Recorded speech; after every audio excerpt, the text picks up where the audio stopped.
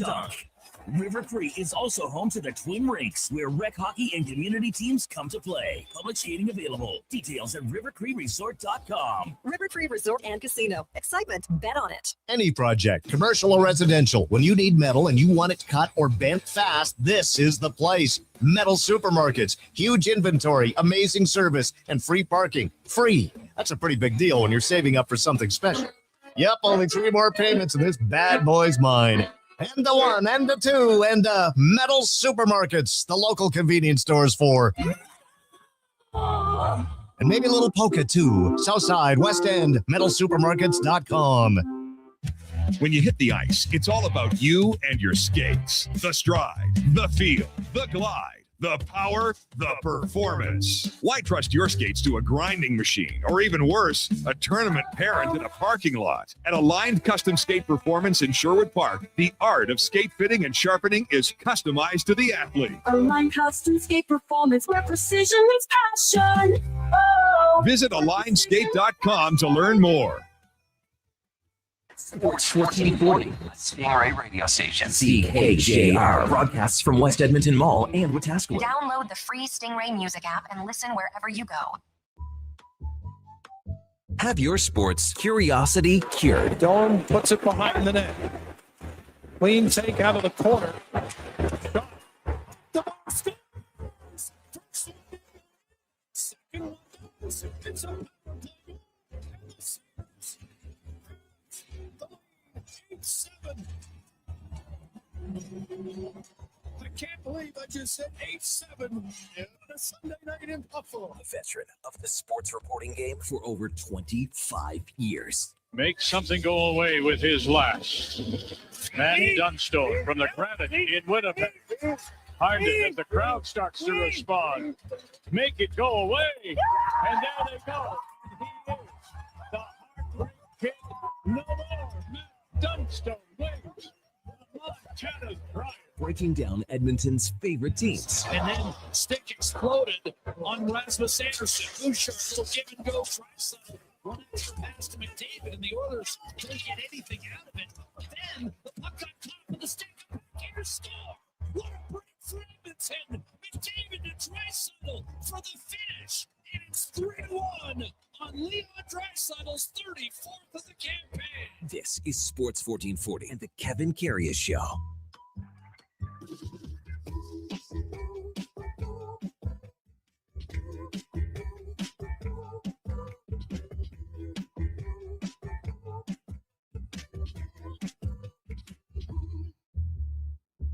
All right, here we go for Saul 621, Tuesday, March the 10th. Hey, good morning. Welcome to the Kevin Karius Show on Sports 1440 on your AM radio dial on your morning drive into work on a Tuesday. Really appreciate you spending some time with us this morning. You can also watch us on YouTube on Sports 1440 AM. Drop us a like, a subscription.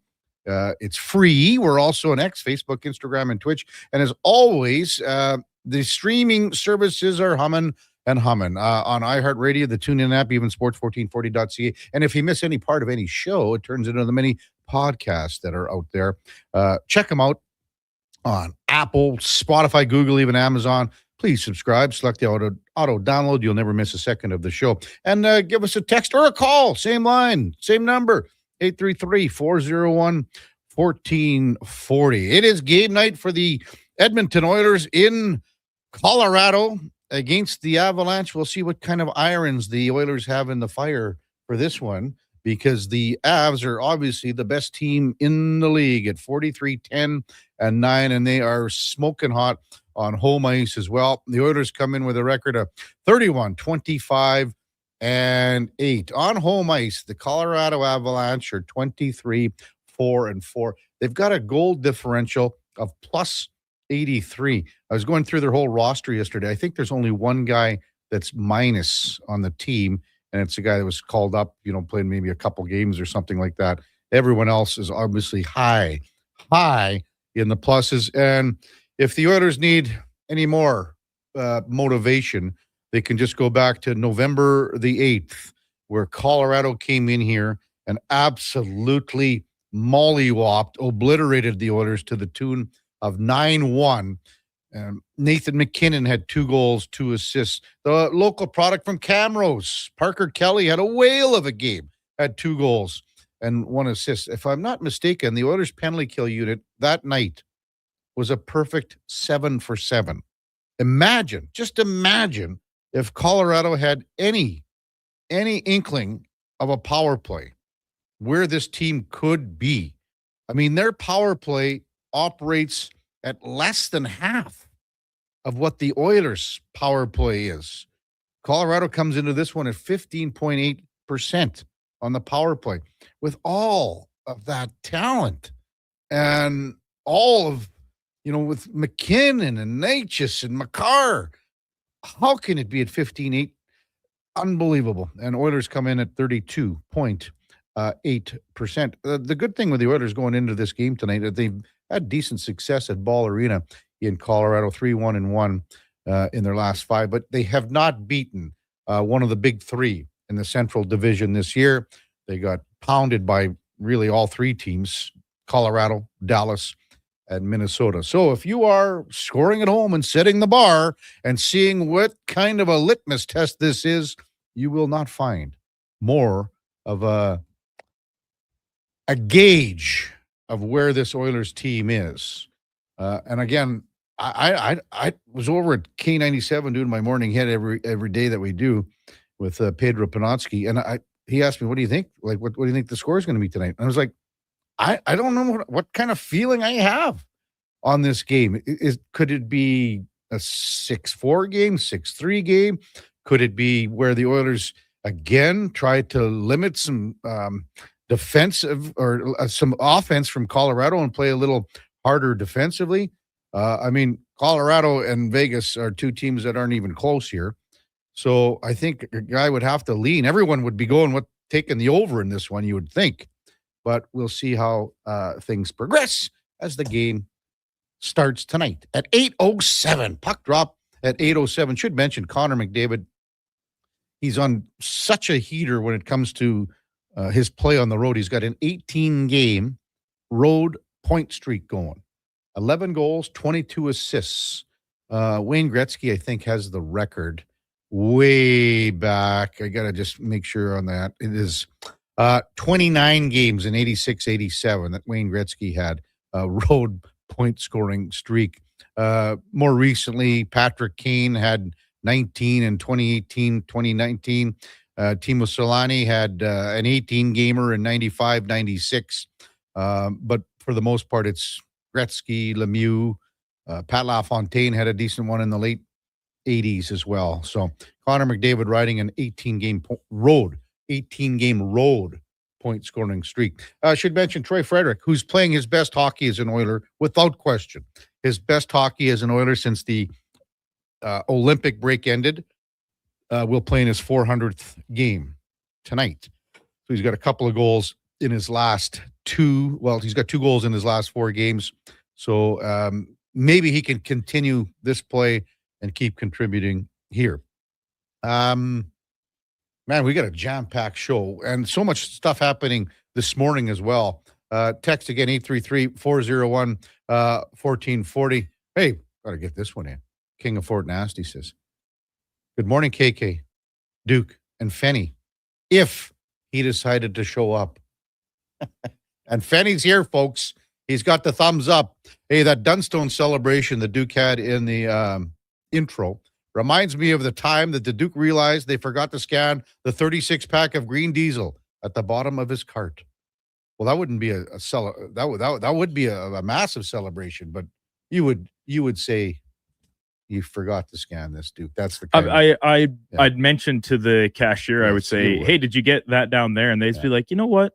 Oh, you're such a nice recurring customer. I should take that one. That's such a nice, really that's a nice little promo case for you on top of these other several bottles and cases of other products you're taking away from our fine establishment this afternoon." Oh, hey, that would be the dream, right? That would be the dream if you could head out with a cube scot-free. Unfortunately, or fortunately, I guess, I've never tried to sneak the fast one by somebody, and nobody's ever offered it to me free of charge. So, I asked the Duke to slide on the World Baseball Classic the game between the Czechs and Japan was just wrapping up as we went to air.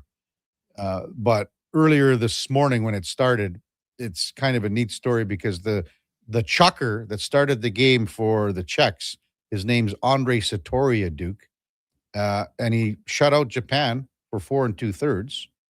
And this guy is an electrician by trade, technically. So apparently this was his last game for the national team for the Czechs. But I think Laddie will get a good kick out of that on Thursday here. Andre Satoria, an electrician by trade, and was 9-0 the final. He came roaring back. Japan did here, Duke. I didn't see the final score, but you said 9-rip. And then last night at the World Baseball Classic, the United States, they hung on. Mexico was coming hard. The U.S. won 5-3. A lot of talk about, oh man, the guy, like Cal Raleigh didn't want to shake Randy Rosarena's hand when they started the game. And imagine if that happened in hockey, two guys at center ice that, say at the Olympics or something like that, take their gloves off and want to shake hands and things like that. Anyway, Canada will take on Puerto Rico today, and they got to win this game because of what happened against Panama on Sunday. So they need this game today. So, and that'll start, I believe, at 5 bells our time. The big game in the NBA last night was just insane in the sense of OKC and Denver. I wonder if Speck got to go to the game because he's in Denver, but it was 129-126. SGA had another game for the ages, had 35 points. So his streak of 126 consecutive games of 20 points or more is tied now with Wilt Chamberlain, old Wilt the Stilt. I wonder if SGA could even get close to some of the other numbers that Wilt put up, both on and off the court, Duke. We won't go there on a family program, though. And also got to mention, too, at the Paralympics in Milano Cortina, and great so far. I mean, Natalie Wilkie's just having a games. She won her 3rd Paralympic medal. Now she's got, Canada has 8 medals, but she's got 10 Paralympic medals in her career. And so she wins it in skiing, cross-country skiing. And so that's 8 medals in total. And Canada's wheelchair team defeated China today, 9-5, I believe the final was. 9-4. So Canada now 5-0 at the Paralympics, in Italy. Well, Duke, I kind of said about the score tonight. You're going to be taking the over, I would imagine, in this game. I would expect a return to form to that. 1 game deviation, just 6 goals in the Oilers' victory in Las Vegas. Yeah. A real low-scoring affair by their own standards. So, I mean, we know what kind of firepower the Avs have at 5-on-5. So, I'm just wondering if the Oilers can somehow shore things up. And, we never talked about the goaltending and who's going to play tonight. I mean, they got to get Tristan Jarry back in, and yesterday Elliot Friedman was talking about some stuff, and it's been kind of rumbling out there, and it's maybe more of a bigger deal that's being made out of it. I think you could easily say that, and that stems from Jarry's comments when they lost 7-3 to Minnesota. Mm-hmm. Basically said our, defensively wasn't great, and then he retracted the next time he was interviewed after a game. He put more of the onus on himself. And then I think, he's having a bad day at practice, and some people, they said, stop the puck.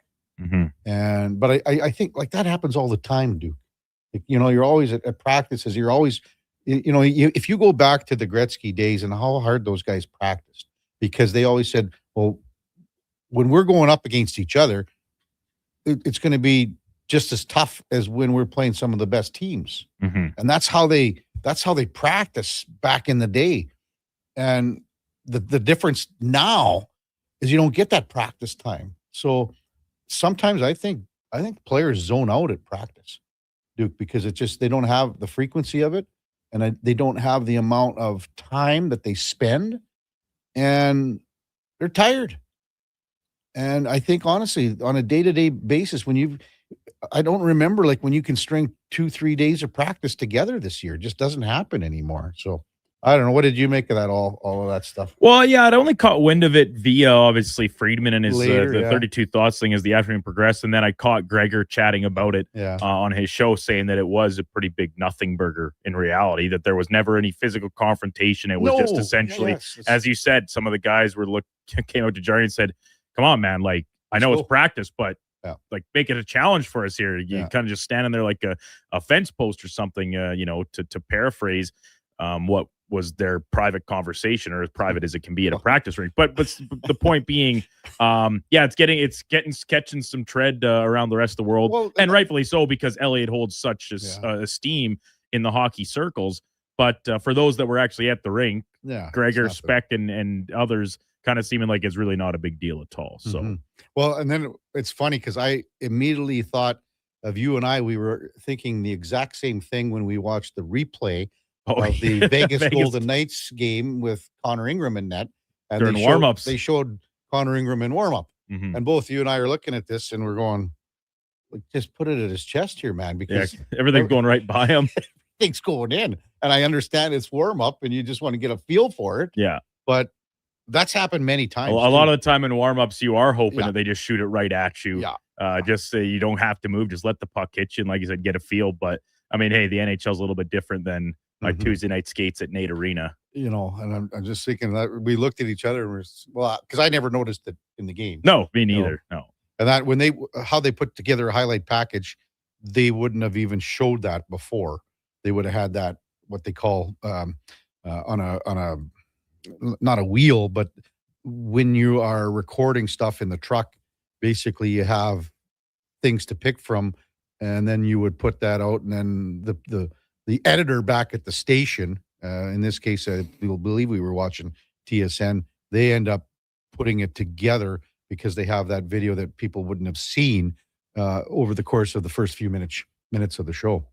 Text line 833-401-1440. Man, we're so lucky to have the Colorado play-by-play man right off the hop. Connor McGee, one of the best in the business. Great guy, funny guy. He'll check in right after the break to tee up tonight's game. Oilers and Avalanche. We got our double-barrel shotgun hockey insiders at 8 and 8:20, and Mark Spector from Rogers Sportsnet, and Frank Seravalli from Frankly Hockey and Victory Plus TV. Lorianne Munzer, Olympic gold medalist, at 8:40. We'll talk a little Paralympics. Again, thanks to Cam Tate. We'll check in with Boris Rybulka at the Paralympics. Sledge Hockey Canada whopped China, I think it was, Japan, 14-15-0. But they play the Czechs today, I think around 9:05. So we'll get Boris on again around 9 o'clock. Brendan McKay at 9:20, Olympic bronze medalist out of Calgary, world champion skier. So that's pretty cool to have him on. And then again, Connor Halley will slide in at 10:20 from Fantasy Frenzy and the Jason Gregor Show.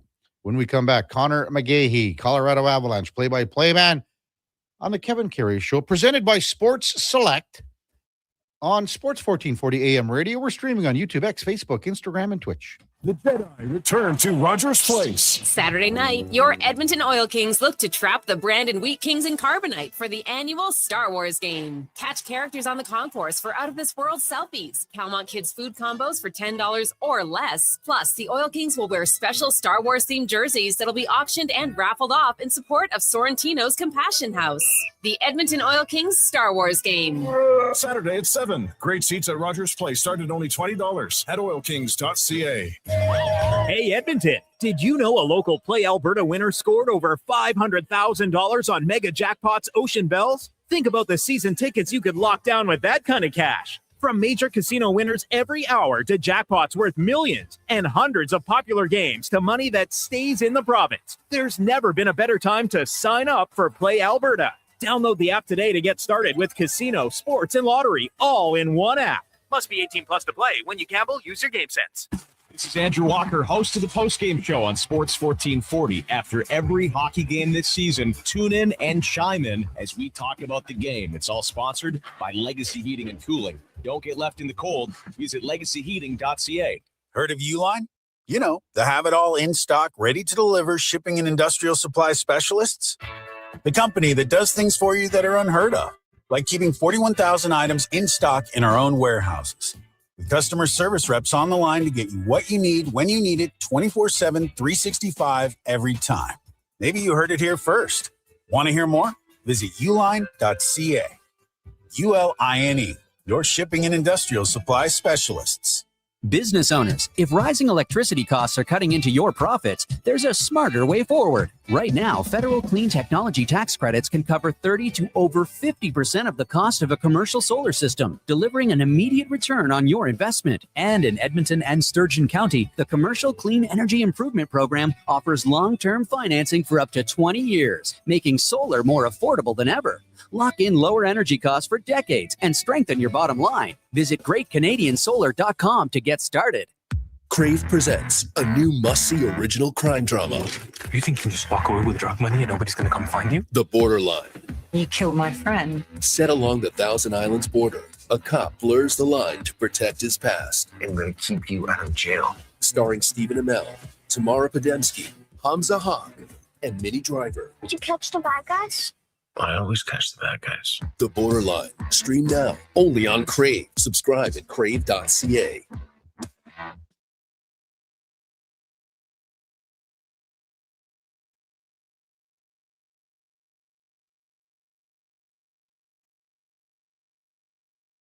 Just in time for the morning skate. This is the Kevin Karius Show on Sports 1440.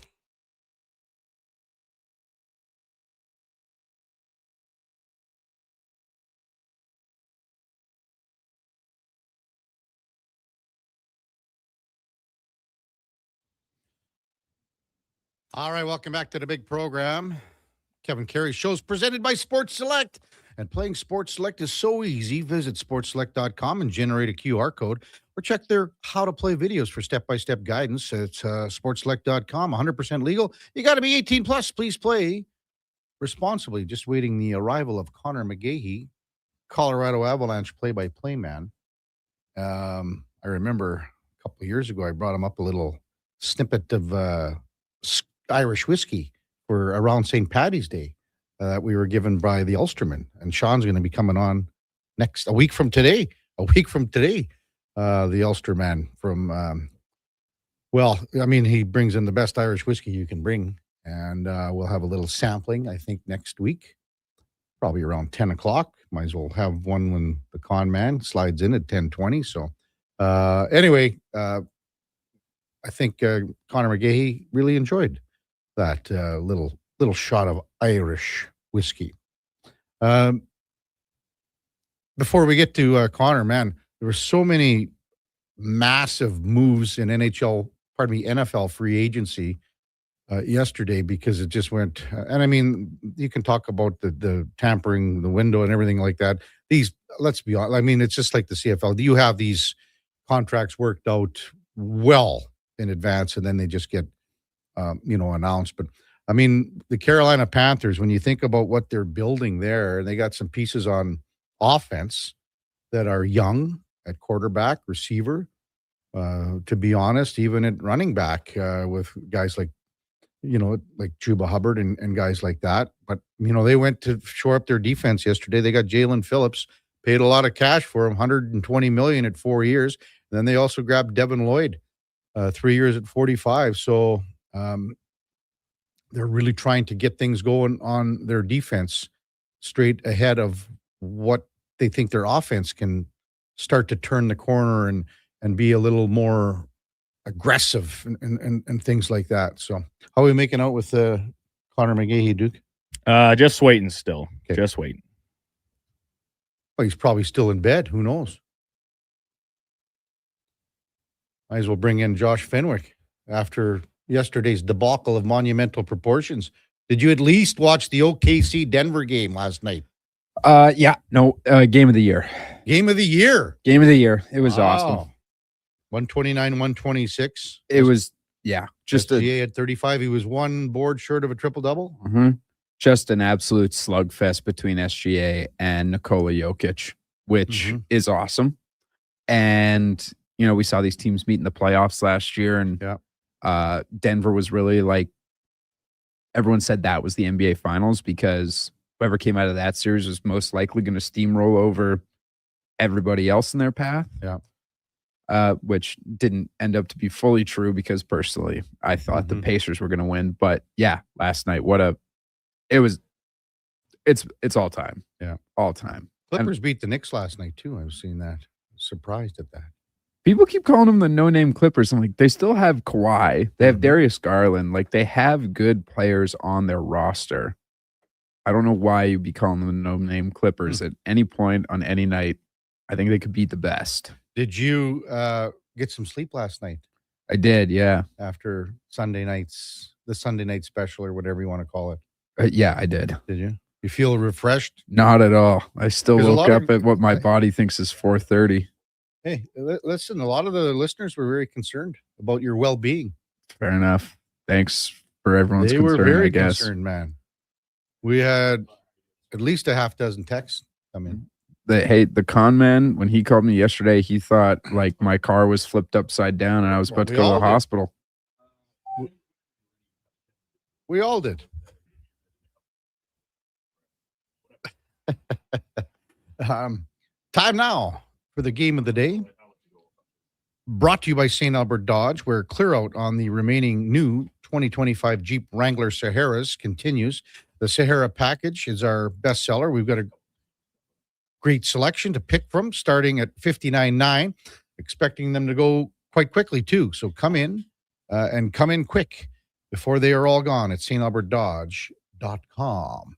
Connor McGee is just going to enter our chat room, and that's going to be momentarily. We just had him on the phone. He's going to be on video as well here. But again, the Oilers come into this one with a record of 31-25 and 8. The Avs 43-10 and 9.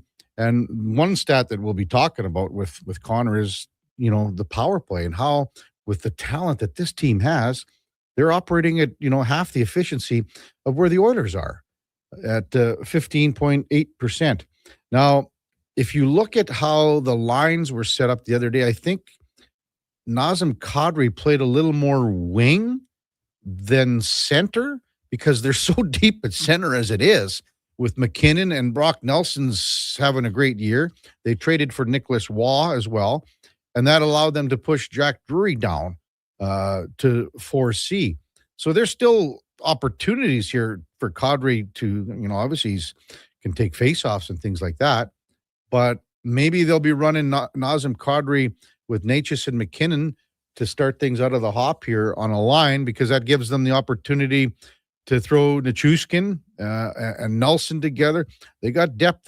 Parker Kelly's having a wonderful year down on the third line, and we'll see exactly where he ends up with Nicholas Waugh. Hey, let's welcome in our old pal, Connor McGee, Colorado Avalanche play-by-play man. Good morning, Connor. You're with Kevin Karius. Thanks for jumping on Sports 1440 this morning. Really appreciate it. Anytime, you know the rule, Kev. If you guys call, I come on. It's a law of nature. Have to do it. Oh, man, you just kill me every time. So, hey, what do you make of how the Avs have come out after the trade deadline here? I think every hockey expert had the Avs at number one, especially when the deal for Nazem Kadri came down the pipe about an hour later. But how are things kind of fitting in here since the trade deadline? I think the trade deadline was an A. I love the Nicholas Waugh addition. Blankenberg is Sam Girard, but $4.5 million less. Nicholas Waugh is size and skill, which doesn't exactly grow on trees. But then the icing on the cake was Nazem Kadri after everybody had given up and moved on from the trade deadline. As far as after the bell goes, that's probably as big as it gets. So it was an A before, but I don't know how many pluses you can put after an A. But we'll put that many for Chris McFarland, who, he hasn't gotten enough credit the last 2 years, really, completely transforming the goalie room like we've talked about before. Brock Nelson last year, a couple other pieces, but he's built this into a headline I saw yesterday called the Avalanche a super team. Mm-hmm. And that's what it feels like right now on paper. And so now it's up to them to finish it out here in the next couple months. Is there a team that's deeper at center than the Avs right now, Connor? And does that mean even like I'm seeing like Kadri's playing a little more wing to start things off? How's that going to shake out? Well, we don't have Lehkonen and Landeskog at the moment, and so we need wingers. And as you know, it's easier to go from the middle outside than from the outside to the middle. I don't think, Kev, I don't think any team in the history of hockey has been deeper at center than the Colorado Avalanche right now, because you have McKinnon, Nelson, Kadri, Drury, Nicholas Waugh, Parker Kelly, who you were just talking about, has played center at some points this year. So I just listed off 6 centers for the Colorado Avalanche, but you really have 5 guys who are, that's their their natural position. But I kind of jokingly, but not jokingly, said, "Is there been a deeper team ever at the center position than the Colorado Avalanche?" And I don't really think so. Yeah, unreal. Connor McGee with us on the Kevin Karius Show on Sports 1440. We're very familiar with Brett Kulak, and when that trade was made, we're going, oh boy, here's another possibility for Cooley to go to 3 consecutive Stanley Cup finals. Who knows what's going to happen here? But what's he meant to his addition to the back end here?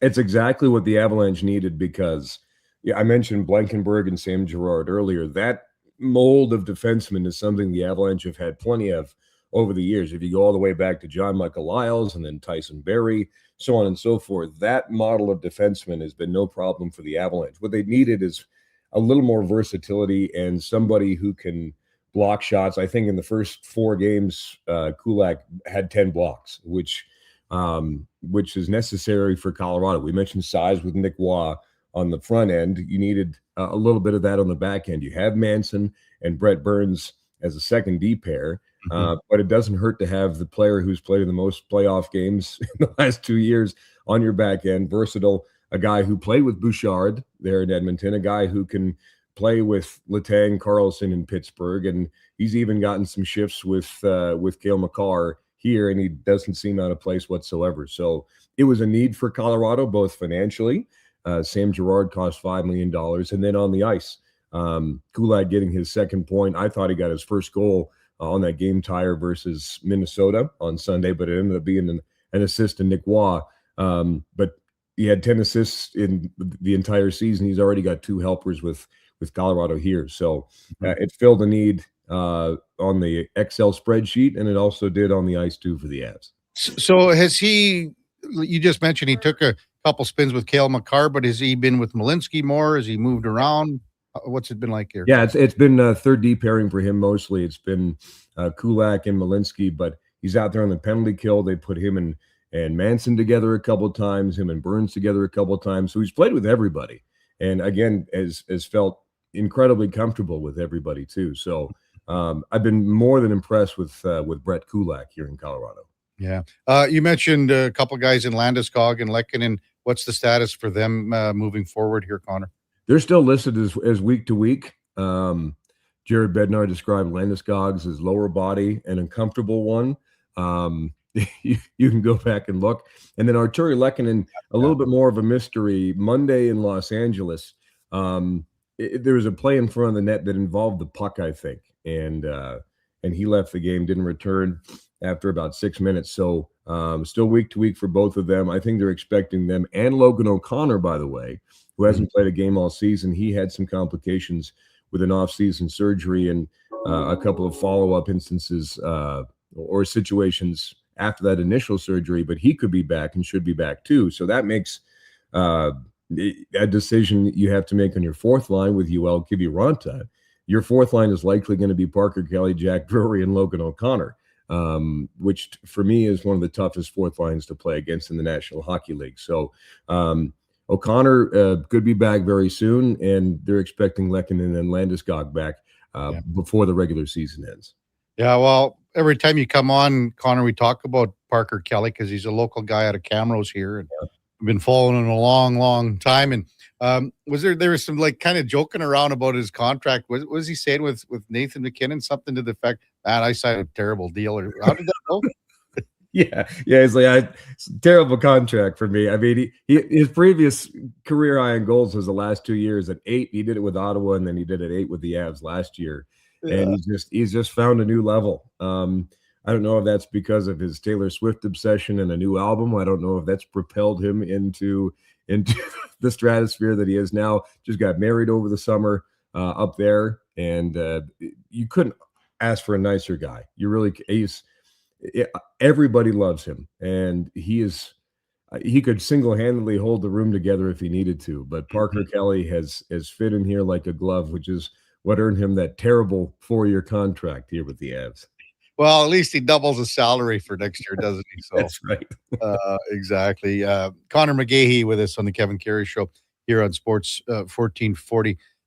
Brent Burns, how does this guy continue to just do it year after year? 40 years old, but he looks like he's 25. I don't know. I don't get it. And he turned 41 yesterday. Oh, was it yesterday? 41? Yeah, yesterday. Yeah, 41 man. years old. He turned yesterday. So, and the Nordiques never had a 41-year-old. The Avalanche have never. So he's the oldest player in franchise history. But 982 straight games now. Longest Ironman streak in the National Hockey League. 15th most played all time. And has no signs of slowing down whatsoever. If he's 41 on the outside, he's 14 on the inside, and that's exactly how he acts, how he plays. And you talk about the characters in this lineup, like Parker Kelly. Brent Burns is another one of those that has again fit in perfectly. And I'm not saying it's equivalent to what happened in 2001, but you had a longtime defenseman in Ray Bourque, who was never able to win a cup where he was. He came to Colorado to win a cup, and it has that sort of feel to it. I think that the guys who have won here want to win another one for one of the top defensemen, and you could say players all time when it comes to longevity and games played in the National Hockey League. Yeah, I saw a picture, and I guess maybe I didn't put two and two together. Maybe I missed the fact that it was his birthday, but I saw it when his draft picture out of Minnesota. Yeah. He's got the bleached hair. Yeah. Bleached hair. Not a single facial hair. He's got peach fuzz going on, and then somebody actually photoshopped Chewbacca in for his team picture this year. Oh man, does he? Who knows what happens in the playoffs here, Connor? But do you think he would want to come back and even play another year yet? I mean, watching him play, he could. And if they don't win this year, I would think that he would want to do that. Just a 1-year deal for him to come to Colorado. A bonus heavy contract here with the Avs. Just $1 million base salary for him. So it's quite possible if he wanted to come back. It's not like, okay, well, the tank's about empty and this is all we got. He could easily, from my point of view, come back and play another year. Yeah. You were mentioning sort of glue guys and how Chris McFarland changed the inside of the locker room. And you also mentioned Brock Nelson's name there. And man, what a season he's having. I mean, just incredible in the sense that he could be breaking his single season total for goals here. I mean, that's just the type of guy that we see from the outside. What do you see from him on a daily basis there? He had a lot of criticism last year when he came over from the New York Islanders and was okay when he came here. But the change from being from one team for your entire career to coming to a whole new place with 4 kids and the whole thing. I mean, there's a lot going on there. So for him to come back this year and sign an extension and choose to stay with the Colorado Avalanche and then putting the effort onto the ice, and the goals have just been going in. I mean, before the Olympic break and then into the Olympics, he was just unstoppable. And the Avalanche have been looking for a replacement for Nazem Kadri ever since Kadri left. Ironic that he's back now, but that replacement, it wasn't Casey Middlestad, it wasn't Ryan Johansson, and it ended up being Brock Nelson, where they finally landed on. And that was, to me, one of the more underrated splashes for trade deadline last season that not a ton of people talked about, but he's come in and again fit in perfectly. Power play time, even strength. We know that the Avalanche are the best team in the National Hockey League. He's a big reason for that. Yeah. You talk about older guys who don't look like they're slowing down. Brock Nelson is in the exact same boat for me as Brent Burns in that regard. Connor McGee with us on Sports 1440. So how can a team that's plus 83 in goal differential, Connor, be operating at a 15.8 percentage on the power play? Some things don't make sense to me, and that's one of them. Yeah. Although since the Olympic break, before that game versus Minnesota, and they had so many good chances. Jesper Wallstedt single-handedly kept 3 power play goals out on his own. So it should have been probably 3 for 5 the other day, but it wasn't. But going into that game, it's operating at about 30% since they came back from the Olympics. So they've changed some things up. Things are better. But the season average before that, whether it was overhandling, overpassing, you name it, Kale couldn't hit the net from distance. And a lot of those things have changed after it was funny because locally we were talking about the Olympics being the great power play summit in Milan in 2026 because Marty Necas is scoring on the power play for the Czechs and the Canadians and everyone's putting in power play goals, and they sort of brought that mojo back, and it has been better than it was before they left for the Olympics. How do you think the goaltending is going to play out here, Connor, between Scott Wedgwood and Mackenzie Blackwood? Are they almost like playing equally at a high level, or do you give an edge to one of them moving down the stretch here? It kind of changes. Right now, Scott Wedgwood is playing better. I mean, number 1 goals against in the National Hockey League, number 2 save percentage for Scott Wedgwood. Mackenzie Blackwood is a top 10 in both categories.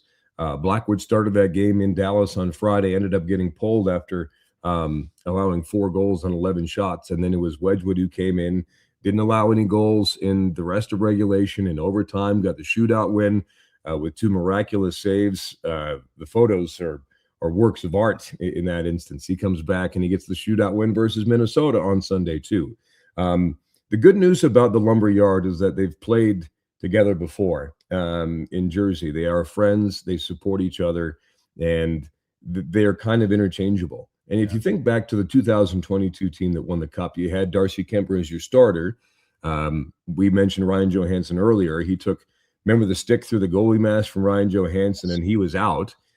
In comes Pavel Francouz to go 6-0.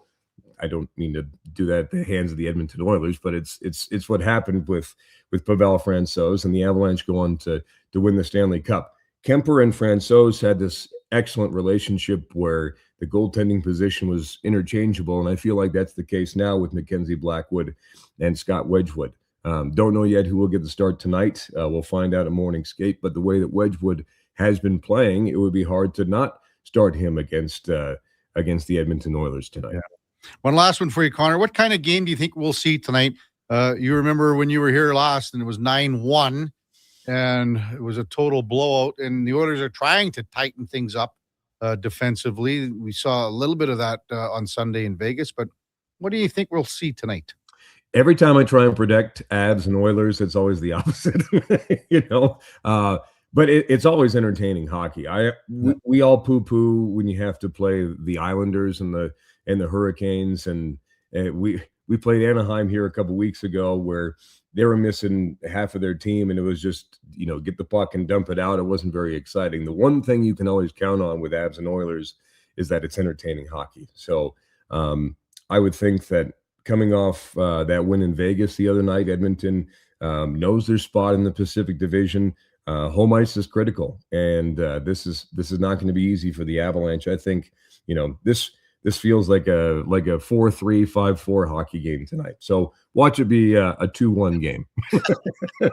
That's exactly the road I was taking earlier in the show. As always, Connor, really appreciate your time. Have a great call tonight, and we'll see you soon. Take care, man. No promises, Kev. Good to see you. Yeah, that's Connor McGee, Colorado Avalanche play-by-play man. It's an 8:07 puck drop our time, and that is the game of the day brought to you by St. Albert Dodge, where clear out on the remaining Jeep Wrangler Saharas continues. You can get behind the wheel at 59.9. Check them out at stalbertdodge.com. Text 833-401-1440. Coulter says, I would take 97, 29, and 93 all day long at center over the Avs. Top 3. Well, first of all, you got to get 93 at center, and that I don't think is going to be happening for the remainder of the year. So that's one way to look at it here, Coulter. But, I mean, when Landeskog comes back, when Arturi Lehkonen comes back, now you can move Kadri into almost 2 or 3C with Nelson.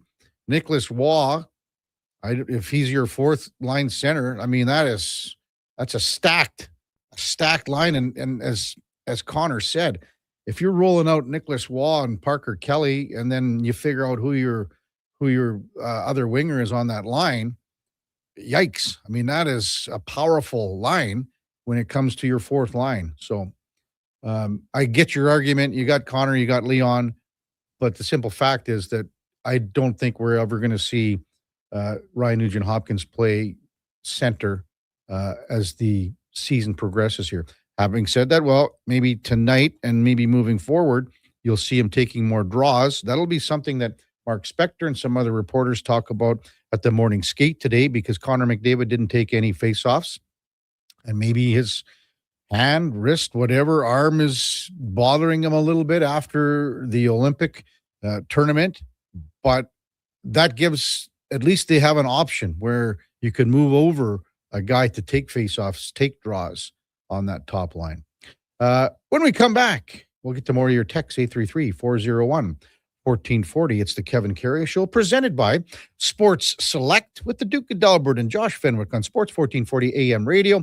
We are streaming on YouTube, X, Facebook, Instagram, and Twitch. Whether you're a craft beer connoisseur or more of a wine aficionado, there's always something new to discover at Sherbrooke Liquor, a unique family-owned independent liquor store. The selection, incredible. The non-alcohol section is also very impressive. Sherbrooke Liquor, expert, knowledgeable staff with a passion for unique finds. More than just a liquor store, we're a community. Alberta's best, the one and only Sherbrooke Liquor. Wine, spirits, and oodles of beer. Visit SherbrookeLiquor.com.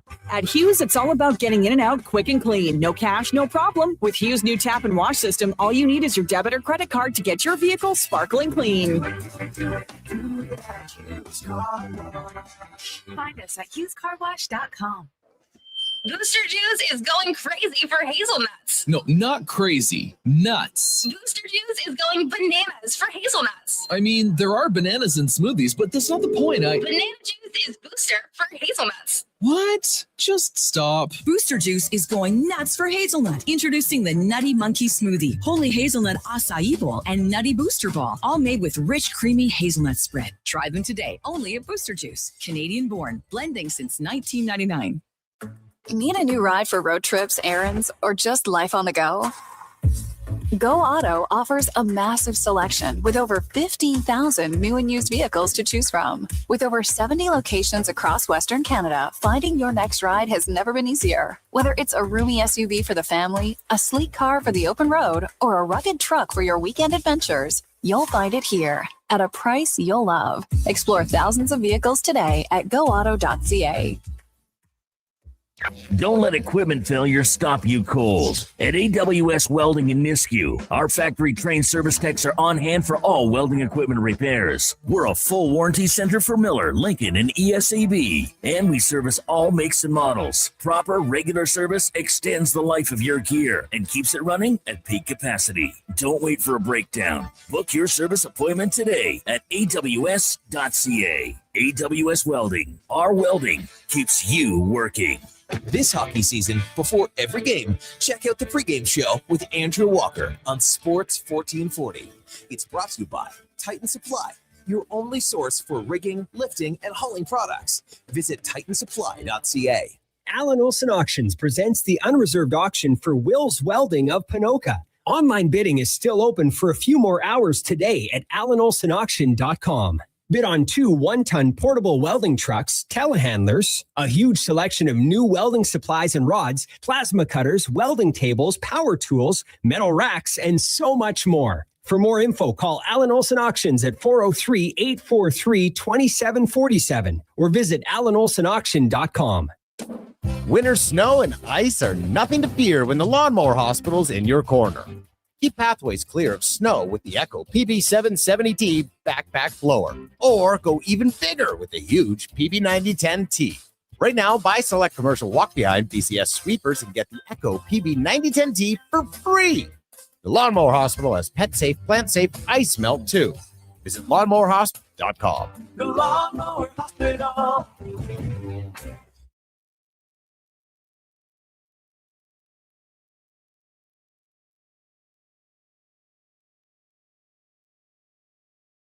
Have your sports curiosity cured with the Kevin Karius Show. This is Sports 1440.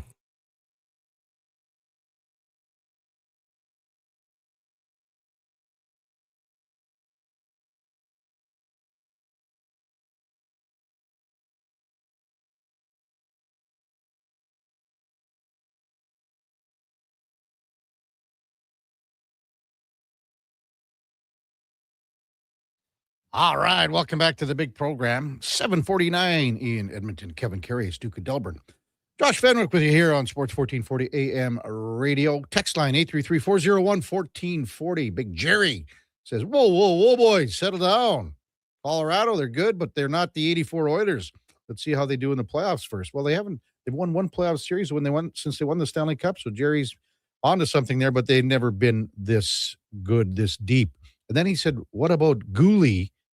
And I think he means Guy Lafleur. And I don't know what you're trying to get at, Jerry. The only thing I can come up with is the fact that maybe Connor McDavid passed Guy Lafleur for assists all time, closing in on 800. And that's the only thing I can think of. Send us another one, Jerry. See what you think. Also coming in, Northside Lou says the Avs are the deepest team in the league, period. There's no denying that. I mean, again, once you get Landeskog back and Lehkonen, that changes the outlook of their team, man, as far as getting two pretty solid wingers. And again, they can run those four centers out in McKinnon, Kadri, Nelson, and Waugh. Like Jack Drury, as Connor McGee, he said, he's like their fifth center right now. They've got a couple other guys that are in the queue, too.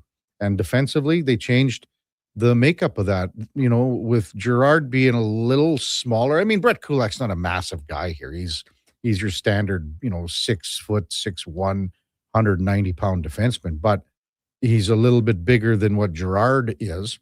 And with Malinsky being sort of undersized, but still being able to get back the pucks and move the pucks, maybe just offers them a different look. They're going to run Taves and Makar out every second shift or whatever. And then Brent Burns, again, at 41 years old, with Josh Manson, who adds the toughness that they need on the back end. They have all the pieces put in place. Having said that, it's happened tons of times before, has it not? Where teams make the trades at the deadline, and somehow, for some reason, whatever it is, they might lose. And again, look at what they got to go through here. They might not put it all together, and in a 7-game series, you run into a hot goalie. You never know. This story is getting some legs too, and it's kind of cool. And we discussed it off the top about Andre Sartorius, and this is a guy that I'm just seeing the video where he got a standing ovation from the Tokyo Dome crowd. Because he was the chucker for the Czechs, an electrician by trade. That's his main job, but he threw 4 2/3 against Japan. I don't know what kind of lineup Japan had in there. I think they had clinched first place already, but he threw 4 2/3. And you know what? I'm just seeing, I saw the video of the guy earlier when he was taken off the hill, but I'm just watching the video right now of the standing ovation that he's been given in the Tokyo Dome. You know who he looks like, Duke? Tell me, Kev. He looks like, from The Hangover, Zach Galifianakis. Maybe the beard isn't as long, but he's got that kind of crazy look in his eye. If you can find the video, Duke, from him just getting this standing ovation, that's who I'm. and it's just that sort of like glazed over look from the eyes, and he's got that wry smile, and he's sort of just kind of looking up to the stands. And I mean, the whole place is full at the Tokyo Dome. And again, he's just standing on the third baseline and just soaking it all in. So I'm looking at a picture of him now. Are you? I'm just loading If the video. you can find the video of him, and again, it just came out. It's from one of our guests, JP Hoornstra, who is a follow. So, and he's just standing there, and he's not obviously, he's a little thinner than the Hangover dude, but he's just he's got that look on his face, going, man, what a finish to a career for me, that I'm going back and I'm twisting wire now, right? You know. Well, and I'm just looking because he also had a scoreless outing against Australia earlier in the tournament, so he's had himself a nice little stretch here. Oh yeah, good stuff. Text 833-401-1440. Josh in St. Albert. Hey, KK and Duke, is Ingram in tonight? If he plays and plays well again, is he the new starter going forward? Yeah. Hey, if he plays tonight, well, they got the back-to-back. So if Connor Ingram goes again tonight, then you would see Jari, I would imagine, in Dallas. And then you'd see Ingram back for St. Louis on the back-to-back. This goaltending competition, if you want to call it, is wide open. Whoever plays better is going to see more time. And again, let's look at where the goaltending is compared to where the Oilers were in the last two previous seasons going into the playoffs with Stu Skinner. I think, and Cal Pickard. So Stu Skinner and Cal Pickard. I don't think any of our fans, any of our listeners would be able to say that it's better right now than what we saw last year, because it's not. Is there the potential of it getting there? Yes. But you've got to figure this out in a hurry, and especially Tristan Jarry. He's got to figure this out, and he's got to be the guy that that management felt was a step up from Stu Skinner. Because right now, there's no way that no one can say that at all. That would be just like a total untruth to say that it is. Mark Spector's in Denver. He's going to check in right after the break. We've also got Frank Seravalli from Victory Plus TV, Lorianne Munzer in the 8 o'clock hour. Before that, time now for a Sports 1440 update brought to you by Sean Cunningham of Remax Real Estate. Get the home team advantage for your next move in the Edmonton area. If you are thinking about buying or selling a home, call or text Sean directly at 780-265-0165. Here is the Duke. This is a Sports 1440 update.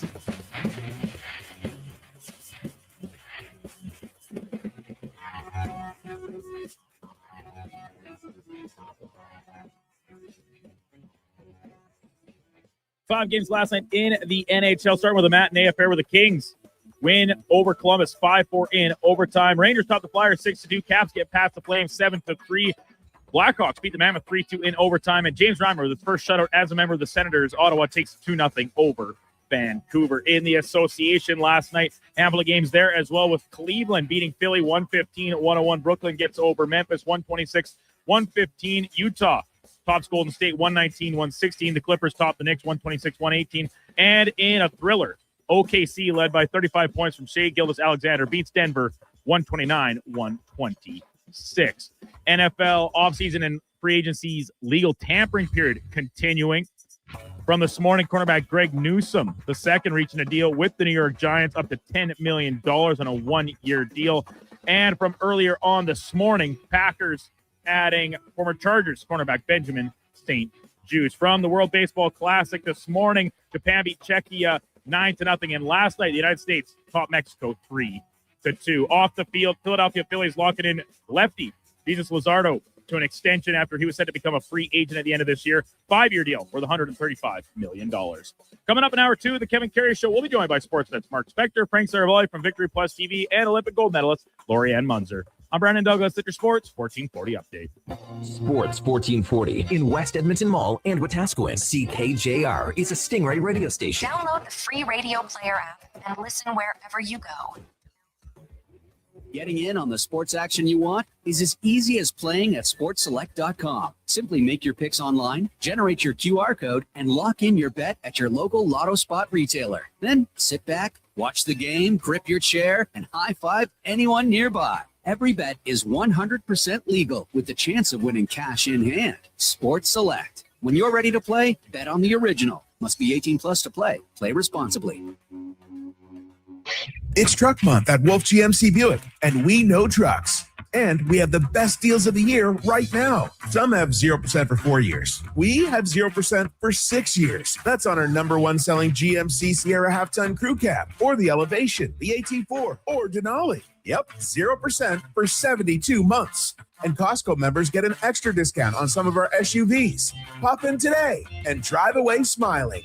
Wolf GMC Buick. We're making it easy. With the lead up to the playoffs underway, players are definitely stepping up their game. And the fans are doing the same. Simple snacks like chips and dip may work at the front half of the season, but now more and more fans are rocking the Wilhauk beef jerky for game time get-togethers. Just make sure you bring enough for everyone if you want to be invited back for the playoffs. Make your next hockey game day a Will Hockey game day with Wilhauk beef jerky, only available in Leduc. Get yours today because you don't win games with salad.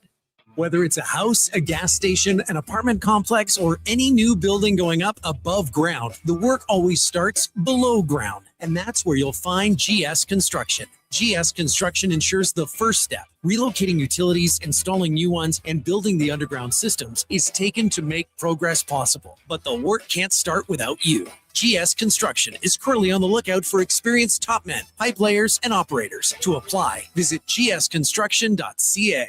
At Leading Edge Physiotherapy, healing doesn't have to feel heavy, because in our SwimX aquatic therapy pools, you literally float your way to recovery. Whether you're dealing with arthritis, back pain, joint injuries, post-surgical rehab, chronic pain, balance issues, mobility challenges, or just feeling a little creaky, warm water and gentle resistance have your back, your knees, and your hips. Trusted by pro sports teams and rehab hospitals, our SwimX pools help you move sooner, hurt less, and recover faster. So take the load off. Let the water do the work. Life shouldn't hurt. LeadingEdgePhysio.com. Craving a dining experience that rises above the rest? Head to Summit Restaurant in the Silent Ice Center, just minutes from South Edmonton Common. Savor exceptional house-made pizza, delectable entrees, and expertly crafted cocktails in a stylish, modern atmosphere. Perfect for a casual meal or a special night out. Summit offers a refined experience where every bite and sip reflects our dedication to quality. Elevate your dining experience. Make Summit Restaurant your destination tonight.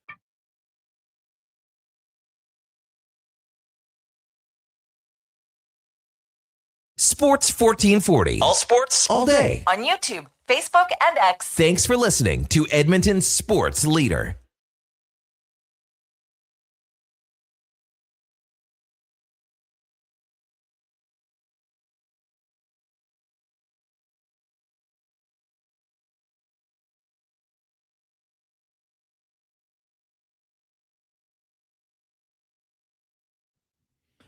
All right, welcome back to the big program. 8:01 in Edmonton, and time now for On the Mark, brought to you by Northgate Chevrolet Buick GMC. Spring is coming, and so are the Corvettes. Come see the vets inside Northgate's showroom and get 0% financing. See more at northgategm.com as we welcome in Mark Spector from Rogers Sportsnet. Good morning, Spec. What's going on, man? How are you? Well, we're talking about a guy from the Czechs baseball team, Spec, this morning.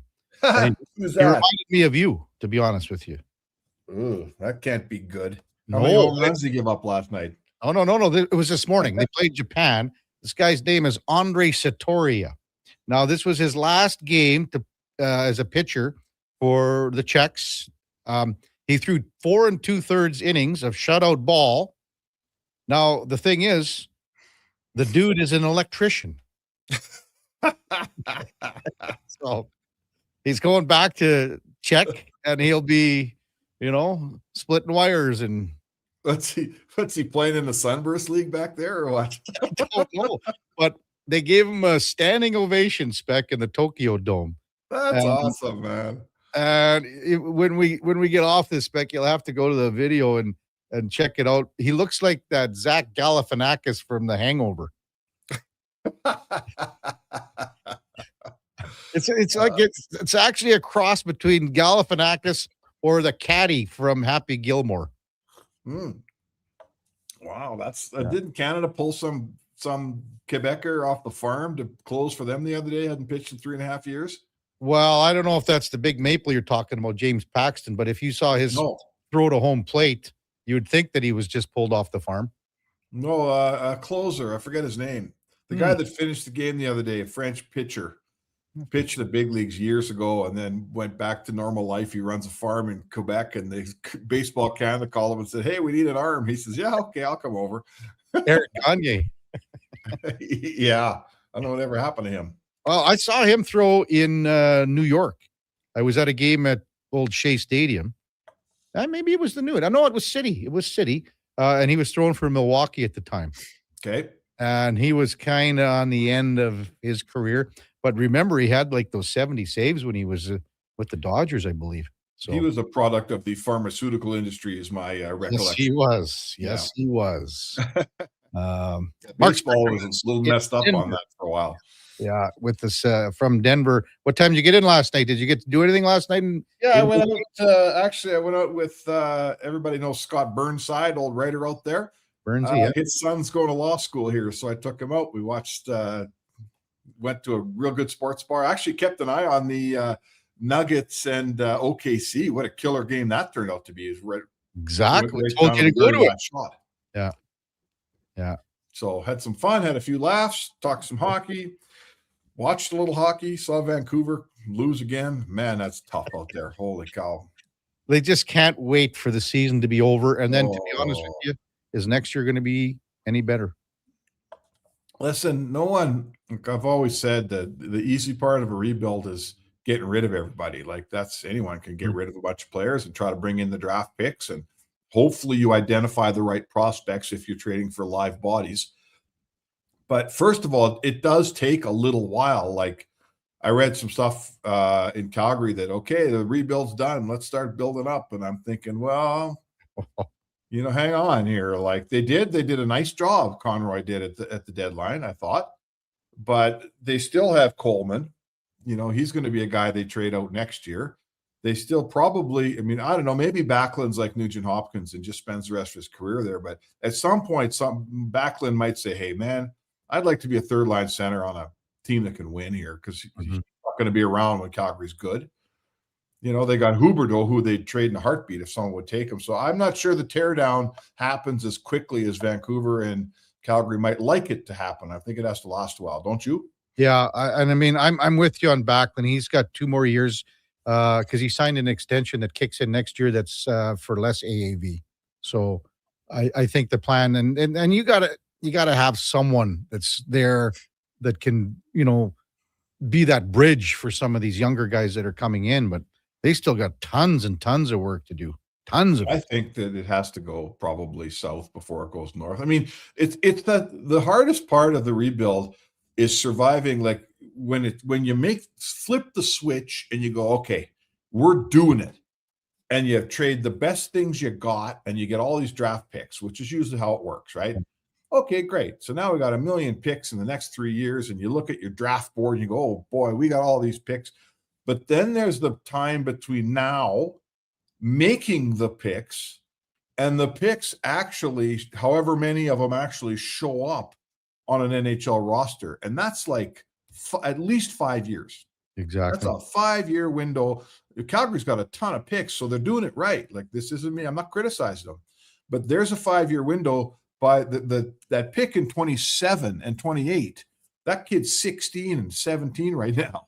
When's he going to be a 22-year-old NHLer that helps you? Well, in 6 or 7 years, that's when. If he's any good, because we haven't picked him yet. So right, and they got 2 first-rounders in this year, next year, and the year after. 4 second-rounders this year, and then 2 more in 27 and 28. Okay, so that's how you do it. Good and those are, and you can also use those for currency too. You can, but generally when you're trading draft picks for live bodies, you're not doing it until like you're getting guys that are playing right now that are already good players. That's why you're doing it. You're picking some capped out team who needs to move a contract. and they want to take a draft pick back, that's great. That's awesome.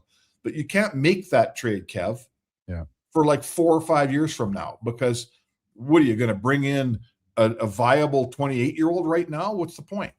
You're losing for 2 years. You know, you have to find that player spec that is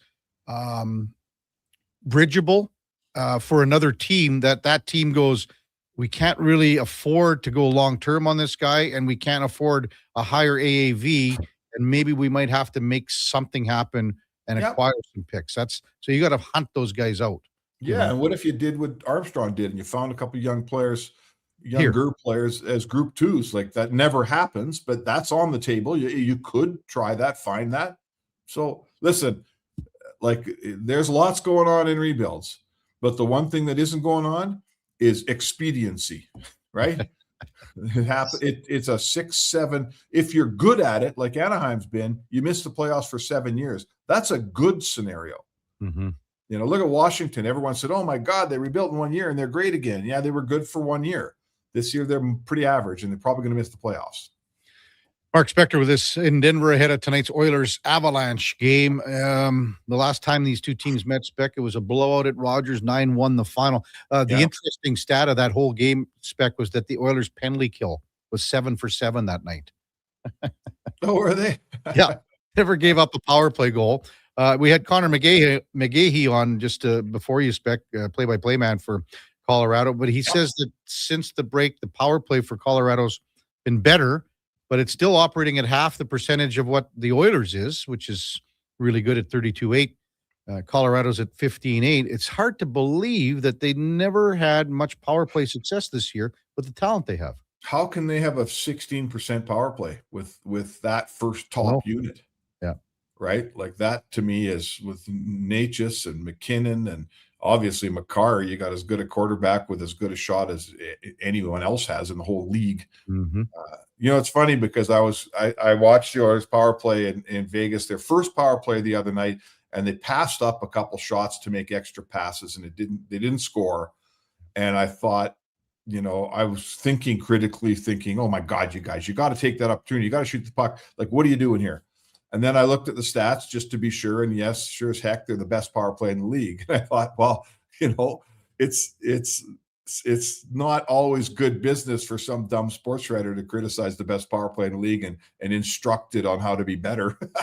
But they're 1 for 3 basically every game, you know. They're 1 for 3 every game, and that's good. I mean, that's the best in the league. So I just like you folks out there, when Bouchard's at between the hash marks and has a clear shot for that bomb of his and he doesn't take it, I'm like you at home. I'm going, oh my God, you're waiting for a better chance than that? But you know what? They know what they're doing. We should all shut up. They're the best in the league every year. So yeah. Who starts in goal, you think, tonight for the Oilers? I'd be awfully surprised if it's not Ingram. He's pretty much, you know, taken the number one job here, and he's coming off an excellent game. You know, it's kind of a funny game for him. The one goal that everyone hated didn't count, so I guess we shouldn't hate it anymore. And then the next 2 goals, you know, one went off a Nurse's stick right in front of him, no chance for the goalie. And that Eichel goal on the pass from Bouchard, like, that should just never happen. You know, that really should have been a one fluky goal game for Edmonton to give that goal up to Eichel on a shorty. Short-handed. Oh my God, late in the game. That was a sinful goal by that Oilers power play unit. It was, and you jump off your bench for that power play and you go, we don't have to score. We just can't give up a shorty. What was the score? It was 3-1. 3-1, and then it's 3-2 with 4 minutes left. Yeah, the game's wide open. Like, that was, they played a killer game. You know, Bouchard's game is awesome right now. This isn't me picking on Bouchard, but that split second in time, that power play made a big mistake. Bouchard made a big mistake. And all of a sudden the game's, you know, Vegas is in it with 4 minutes to go. That wasn't great. Yeah. You're going to be down at the morning skate here this morning, Spec? Oh, for sure. Yeah. 10:30 Avs at the arena, and then 11:30 Oilers. Yeah. So I think it's funny, in the course of the yesterday morning and then today, and even yesterday in the afternoon, a lot of people were talking about Connor McDavid and not taking any draws. I'm sure that's going to be something of discussion today. Yeah, absolutely. Let's figure that out. You know, I didn't realize before the game started Nobody did that. He had whether he had an injury or something. I don't know. Yeah. Listen, McDavid's got the puck all night. Guys are slashing him, hacking him, all the time. And apparently, I'm going to guess here, and I'm only guessing, that one of those slashes left a mark because he played the whole game, handled the puck well, played lots of minutes. I didn't see any, he just didn't work in the circle, didn't take a face-off. And then, but by about the halfway point, we're like, okay, wait a sec, why is Nuge taking all these draws? And you look at the sheet and you realize he's not taking any. So do I know why? I don't know why. Are they going to tell me exactly what Connor McDavid's injury is today down at the Ball Arena? I would bet you a cold beer, Kevin, that they will not. I bet you more than a cold beer. Hey, Trent Frederick's going to play his 400th career game today. He's playing his best hockey since the break as an Oiler. Yeah. It's you know what? That's a nice story. Like, I'm not I don't have to tell everybody out there, I'm no cheerleader. But I always feel for a guy like Trent Frederick, comes to a new team, struggles, can't make it work, not playing well, can't find a role, living that life of, I've been here 6 months and I'm still trying to find a place on this team and fit in. Like, it's not easy, man. He's had a rough year. I'm not saying it's anyone else's fault. It's his fault. He's the player. But I'm happy for him because he's a really good guy. I like him a lot as a guy that I interview and chat with here and there. It's nice to see him have a little success. That's all. He's found something here. With his fourth line, we can moan and complain that, he should be a third or second liner. He's on the fourth. Who cares? He's found a way to contribute. He's got some traction. Let's see where it goes, man. Maybe he crawls up the lineup a little bit, but that line with him and Doc, and I don't know if it'll be Henrique in between tonight or Samansky, but I like them. I like the way they worked the other night. Well, just keep punishing guys down low. Like, again, anytime the puck gets dumped in, the first guy in, Spec, I've always said this with your fourth line, the puck is non-negotiable.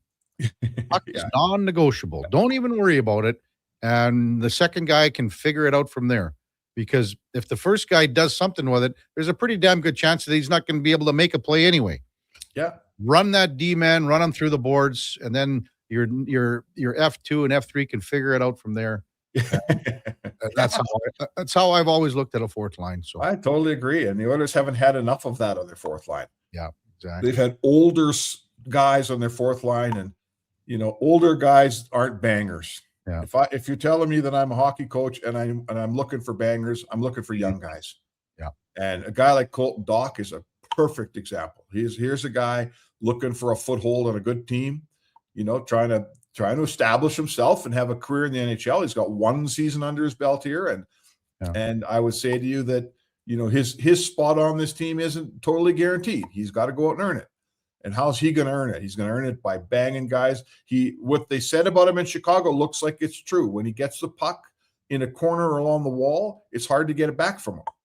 Yeah. He can maintain it for a while and start a cycle. So I like that. And I suppose he's probably a scrapper too once in a while. I've never seen him fight, but I see he's got a few pims along the way. So that's my fourth line with two big guys that beat it up and a responsible centerman like Henrique or Samansky. I'll take that every day. For sure. Spec, good stuff. Enjoy the game tonight. It's a late one. We okay for tomorrow, or what's your schedule? It is a late one. Yeah, we're okay for tomorrow. Yeah, I'm flying later than this. Are you coming back, or are you going to St. Louis too, or what are you doing? No, I'm coming back. I'm coming back tomorrow from Denver. So okay. Sorry. I thought you might be going to Big D for Dallas. No, I'm not going to Big D.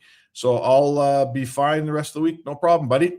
You don't want to go see the Texas Book Depository and again for the 50th time, or what? Yeah, no. I listen. I got trapped going back on the road next week. I was on the road last week.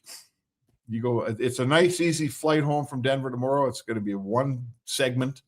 You go down to Dallas, and she's all day getting home from there, buddy. So you're not swinging hammers, Spec. I'm not swinging hammers. That's fair. That's fair. No, I'll talk to you from wherever I'm at. How about that? Sounds good, Spec. Have a good one. Mark Spector from Rogers Sportsnet on the mark. Brought to you powered by Northgate Chevrolet Buick GMC. This truck's for you. Check them out at northgategm.com. When we come back, Frank Seravalli from Victory Plus TV on the Kevin Karius Show, presented by Sports Select with the Duke of Delburne and Josh Fenwick on Sports 1440 AM radio. We're streaming on YouTube, X, Facebook, Instagram, and Twitch. The Jedi return to Rogers Place. Saturday night, your Edmonton Oil Kings look to trap the Brandon Wheat Kings in Carbonite for the annual Star Wars game. Catch characters on the concourse for out-of-this-world selfies, Calmont Kids food combos for $10 or less. Plus, the Oil Kings will wear special Star Wars-themed jerseys that'll be auctioned and raffled off in support of Sorrentino's Compassion House. The Edmonton Oil Kings Star Wars game. Saturday at 7. Great seats at Rogers Place start at only $20 at oilkings.ca.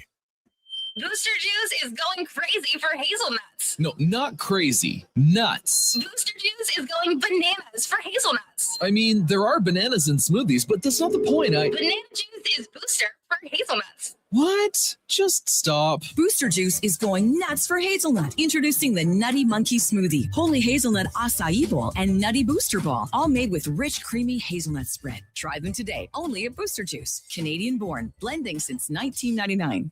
Come for Canada's largest trade shows, the biggest names in entertainment, exhilarating sporting events, and more. And stay for the experience at the Edmonton Expo Centre. Looking for the perfect place to host your next big event? From trade shows to galas, meetings, and concerts, the Edmonton Expo Centre has the space, event expertise, and service to make your next event unforgettable. With over 522,000 square feet of flexible event space, in-house catering, and operational expertise, they bring your biggest vision to life. Learn more at edmontonexpocentre.com today. At Fountain Tire, success is a team effort. They're committed to their team members and their customers. And that means treating your vehicle like it's their own and finding solutions that suit your needs. Because whatever the road brings ahead, they're on it with you. Visit fountaintire.com today. You wanted local sports on weekends. Saturday mornings at 9, check out the Saturday Sports Setup, where we'll tee up what's happening on the weekend sports scene. Tune in Saturday morning at 9 on Sports 1440. With some non-Nissan drivers here. Nightmarish flurries out of the Northwest today, looking like a horror movie. What Nissan drivers here? It's a glorious day out there. Get a Nissan Kicks S all-wheel drive for $398 monthly at 2.9% with $0 down. Built, tested, and trusted to conquer Canada's harsh winters. Visit Nissan.ca for details. 60 months, conditions apply. Visit your local Edmonton and area Nissan dealer for more information. The weather doesn't care about your shift or your schedule. Carhartt Rain Defender sweatshirts let you battle back against the ever-changing elements. Carhartt's durable water-repellent technology lets light rain beat up and roll right off. Layer up and stay on the job longer without getting drenched. Get your Carhartt Rain Defender sweatshirts at all 3 of our Edmonton job site workwear locations. Job site workwear, tough different jobs.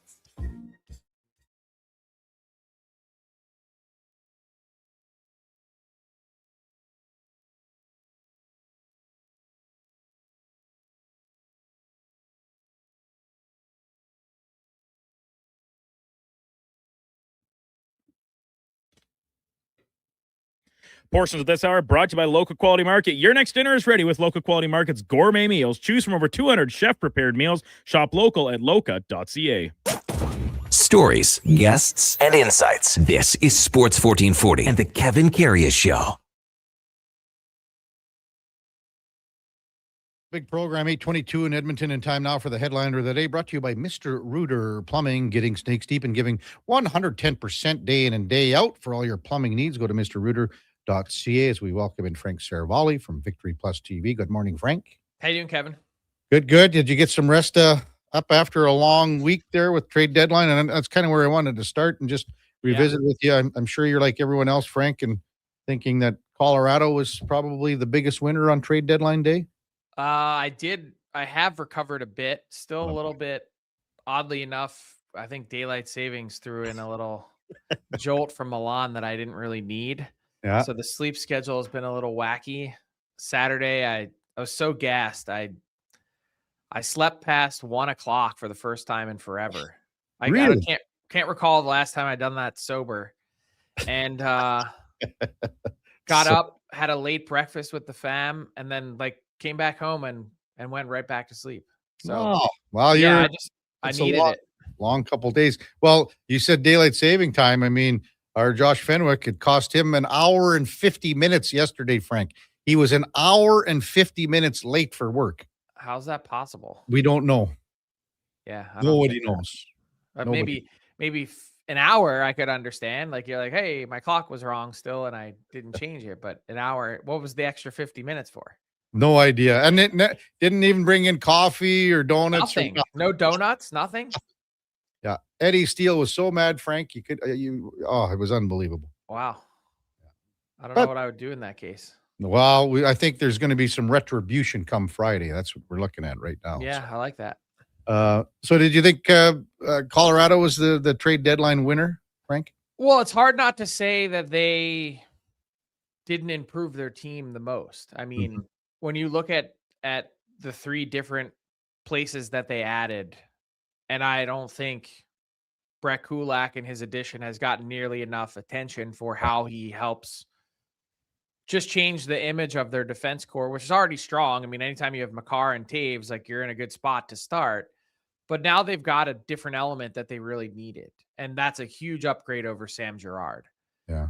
So that's one. Kadri down the middle is self-explanatory. They've been on this quest to replace him. Now that they have Brock Nelson in the 2-hole, Kadri in the 3 spot that's an embarrassment of riches. Now, I wonder if they had known that they were going to actually pull off the deal for Kadri, would they have still traded for Nick Waugh? And now it's not a problem having too many centers, but Jack Drury, Parker Kelly, obviously you've got players that are now playing the wing. So a lot of assets to give up for Nick Waugh to be so far down the lineup. But that speaks to the depth that they have and how tough of an out that they're going to be in these playoffs. I mean, they are right now the prohibitive favorite. Hey, on the West Coast last night, Ottawa, well, everyone beats Vancouver, but Jake Sanderson's going to be out for a little while here. That's just devastating for what Ottawa is going to try to do here down the stretch, Frank, and try to make a playoff push. It is, but I actually feel pretty good about the Sens. 9-3-1 in their last 9-2-1 in their last 12. I think it is. That, yeah. And what's really been impressive, as evidenced by the shutout, is how much they've cut down on goals against. I mean, that's been the biggest thing that's challenged the Sens this season. Not that they can't score, not that they don't have good players, just that they haven't gotten a consistent effort in net. And now that that's turned around a little bit of late, I think the Sens are a real playoff threat, even in light of the Sanderson injury. So who's coming out then? Like, is it Boston? And do you think Columbus? I mean, Columbus is between Ottawa and Boston right now. Yeah, I mean, I think the team you have to look at is the Pittsburgh Penguins. I mean, they're 3-2-2 in their last 7, I think, since the Olympic break. And the fun that you can have, or I guess depends on which perspective you have, is 3-2-2 continued to repeat that over the final 21 games of the season for the Pittsburgh Penguins, or 19 games of the season. That will get you in. 3-2-2 will give the Pittsburgh Penguins 100 points. So that's where it starts to get a little bit hazy or fuzzy for the Sens and the Blue Jackets, is these teams that are ahead of them really only need to play slightly above 500, 525 hockey, and they're going to find their way into the playoffs just based on points. Is it crazy to think here, Frank, that there could be one team that's over 100 points and not make it? Yeah, I think that's pretty crazy. I mean, it's never happened. So I know. I'm just trying to, there's just because of how tight things are. Yeah, I mean, it looks like where we're trending now is like 97, 98, which is still relatively high based on the salary cap era norms, but it feels like 100 is a bit of a stretch. Someone's bound to have a stretch where they just aren't able to go 3-2-2. Yeah. Right. Someone's bound to have a stretch like the Blue Jackets where they don't win 12 out of 18. Hey, also on Sunday night, you must have been just watching that Buffalo Tampa game and going, what's going on here, man?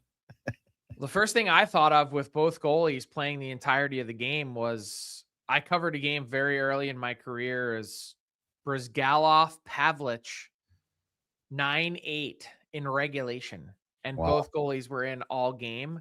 Now, it didn't have the same energy and fights and juice of a March game, but still pretty amazing to think that that's how it played out. I think it's 93 or 94 since we saw the 15 goals and a similar amount of penalty minutes. And there weren't, I think that was Philadelphia and Montreal years ago, but there weren't as many fights as we had in the Buffalo Tampa game. Yeah. So, yeah, exactly right. Flyers, Canadians, February 21st, 1994, 15 combined goals and 27 total penalty minutes. Yeah. Total penalties, I should say. You know, I'll be honest, Frank. I thought that Brandon Hagel was going to get something, a suspension. I didn't like what I saw from Brandon Hagel. I mean, the fine, you know, for being the aggressor on Dahlin, I didn't like the punches that he threw on Krebs when Krebs was on the ice. Yeah. When a guy's like laying on the ice, you can't be punching him in the back of the head. Yeah. There are rules of engagement. The first rule about Fight Club is you don't talk about Fight Club. That's why I thought he was going to get something. I thought he was, but I mean, look, they didn't. There was. I disagreed with the Department of Player Safety yesterday as well on the hit on Macklin Celebrini. Mm-hmm. I just thought, I mean, it's a clear hit to the head. Yeah. Players, I know he's slumped over and leaning into the play, but not only that, it was clear interference. He wasn't even near the puck. Mm-hmm. Am I crazy? Well, yeah, no, I'm kind of with you on that too. And I mean, this is the things that we want to eliminate. We had so many texters, Frank, yesterday comparing, you know, Dahlin and Hagel, comparing it to Bertuzzi and Moore. And to me, that was a little extreme, and maybe more than a little. It's more than a little, but it got brought up many, many times from our texters. Yeah, I mean, I don't view it in anywhere close to the same light, but I'm with you. Like, you could have very easily given Brandon Hagel a game, at least. Yeah. What if Dahlin's down on the ice in a heap and taken off on a stretcher like Moore was? Well, we'd be looking at it in a different way. Just like, what if Macklin Celebrini missed the next 15 games with a concussion? We'd be talking about it totally differently. Hey, we got Frank Seravalli from Victory Plus TV with us on the Kevin Karius Show on Sports 1440. 13 games tonight or today, Frank. Some earlier starts, I think. But is there a game or two that's piquing your interest? I mean, when you look at the schedule, there's so many cool matchups, like even San Jose and Buffalo. And, you know, we'll talk about the Oilers. Sharks are a big underdog tonight, by the way. Yeah. I don't know if the books are just looking at Buffalo riding that high from beating Tampa. I would look at it the opposite, which would be probably more prone to a letdown against a San Jose team that's scratching and clawing for every point right now. Fair. So do you got a game or two that you're interested? Yeah, I mean, there's a bunch. You mentioned quick turnaround. The Kings played yesterday in Columbus. They're now in Boston. The Blue Jackets, they were hosting that makeup game yesterday. They're in Tampa tonight. So that's a really quick turn. And I mean, these are playoff games for both Columbus and LA. To get to this point now where you're doing it tired and traveling is certainly less than ideal. Yeah. So I'm really curious about the Kings. Like, I said right off the hop of the season that I didn't think the Kings were a playoff team. And I'm not saying that to toot my horn, but I just thought their deadline was so perplexing. Like, so I understand the Panarin deal, well, A, because you didn't give up a lot to get him, and B, because you signed such a reasonable contract extension that, that deal makes sense every day of the week. Yeah. I can understand trading Corey Perry and cashing in on a second-round pick. The Kings weren't willing to commit to a contract extension in the moment with Perry. I would think still, by the way, that going back to LA is on the table in the summer. Yeah. But then trading for Scott Lawton, I know it wasn't a huge price to pay, but it was like the Kings couldn't make up their mind. What do we want to do here? Yeah, are we in or out? Yeah. And speaking of that, like I don't know how you could be a Nashville Predators fan and not be disappointed today. Like, put a stake in the ground. You trade away the bottom half of your lineup, and then when it comes to guys that you could actually truly get significant returns for to jumpstart this much needed rebuild process for a team that most of their quality players are on the wrong side of 30. Eric Halla, as a pending UFA, ends up staying put. Ryan O'Reilly, with the interest that was there, he doesn't move. I know Steven Stamkos has the no trade and he could control it, but Barry Trotz said he was getting calls on him. Jonathan Marchessault wanted out of there in the worst way. You couldn't find a way to be a problem solver and make that happen. Like the Preds, for all this, we're spinning our wheels here. Like they're changing their GM. What are they doing? Mm-hmm. Stuck in neutral. So tonight, Oilers are in Colorado. There was some, crap floating around yesterday. I think that's the best way to describe it. Crap. Yeah. I mean, just the way things get legs now on, don't have to tell you, Frank, on the internet with things and social media. Have you seen my mentions the last couple of weeks? No, Frank, I haven't noticed anything. Oh my God. One thing gets said and it's an alternate reality that's created. That's what we live in 2026. It reminds me of, Frank, of there's used to be a game that you'd play and you'd tell someone to the next of you. And then that story, by the time it got to the end of the line, whisper down the lane. It wasn't even close to the very first story. Yeah, exactly. So, and now, you're at almost every practice, right? As many as I can get to, because by the time I get there, they're a lot of them are 11, and the way they practice now, they're done by the time I get there. So, but still, you would have known about a quote unquote altercation or an incident or something that happened. So how we explained it this morning, Frank, is it's like, in the 80s when the Oilers practiced, they practice hard and they practice. Everyone said that, hey, we're going to get better. Our third and fourth line guys going up against Gretzky and Messier, we're going to get better. They're going to have a tougher going practice than they are when we play whoever that night or the next night. And that's just all that was happening here. Like we got to be better at practice because we don't get to practice a whole lot. The frequency isn't there. So that's all this is, just have a better practice. Well, how about just play better too? I think Tristan Jarry's biggest mistake was that he's the new guy and he arrives and essentially called out the defense in front of him in not so many words. After the Minnesota game. Yeah. Shouldn't have done that. Yeah. You're the new guy here, try and fit in. Cause now when it comes around and you're not doing your job, now what's everyone going to say? Mm-hmm. And look, it's not a stretch to say that this Oilers season depends on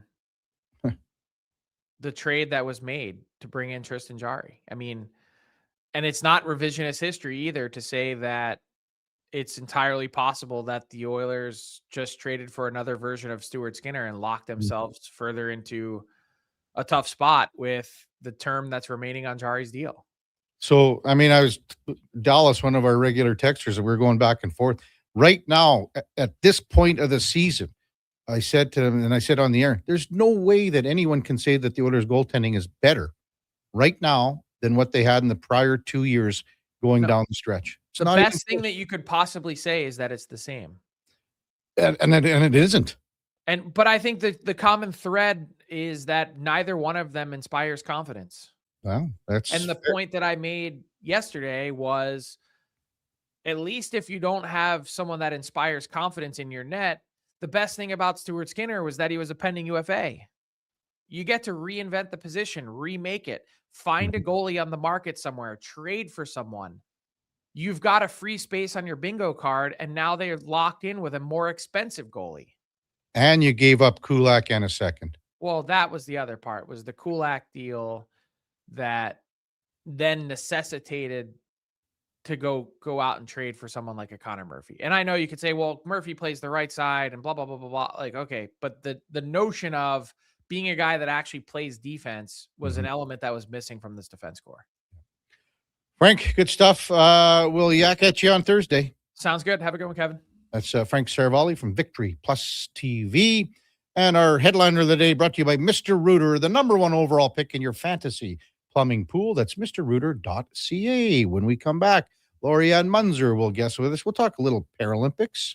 Another medal for Canada today. Wheelchair curling's going well. Sledge hockey's going well. That's coming up right after the break.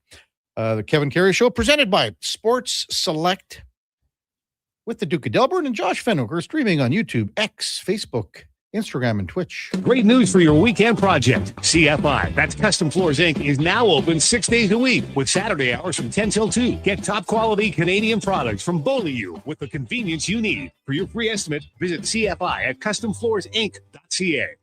At GS Construction, every winter plan becomes a spring project. Every repaired line and every improved system is how we build the next chapter of Edmonton's infrastructure. And we can't do that without the best and the brightest in the field. That's why right now, GS Construction is looking to hire experienced top men, pipe layers, and operators who can step in and hit the ground running. With a people-first mentality, career growth, and comprehensive benefits, why would you want to work anywhere else? To apply, visit gsconstruction.ca. Hi, Mike here from Northgate Chevrolet Buick GMC. March Madness is finally here. If you've been waiting to get into a new or used vehicle, now is the time. This is a mega sale, plus the grand opening of our all-new Autoplex, a massive indoor showroom. No iPads, no patio sets, no trips to Vegas. Just a good deal. So stop in and see us today, 13215 97th Street, or visit us online at northgategm.com. You're in Northgate country. Planning your next event? Let LooK Quality Market cater. From made-to-order meals to gourmet platters to full chef tasting experiences, they make entertaining effortless. Visit loka.ca to start planning today. You wanted local sports on weekends. Saturday mornings at 9, check out the Saturday Sports Setup, where we'll tee up what's happening on the weekend sports scene. Tune in Saturday morning at 9 on Sports 1440. Whoa, I gotta put some money on the game tonight. We hit our monthly budget. Whoa, how did you get in here? I'm you, the responsible you. We're right. We'll play another time. Sounds more like us. If you gamble, use your game sense. Visit GameSenseAB.ca. Ever had a problem returning auto parts? At Ed's Auto Salvage in Westlock, we do things differently. Hi, it's Lisa, and we're proud to offer one of the best return policies in the business. When you shop with us, you buy with confidence, knowing that if it doesn't fit or if it's not the right part, we'll make it right. For nearly 50 years, Ed's Auto Salvage has helped Alberta drivers save money, stay on the roads, and shop stress-free. Trust the team that stands behind every part we sell. Visit us at edsautosalvage.com. It's a god.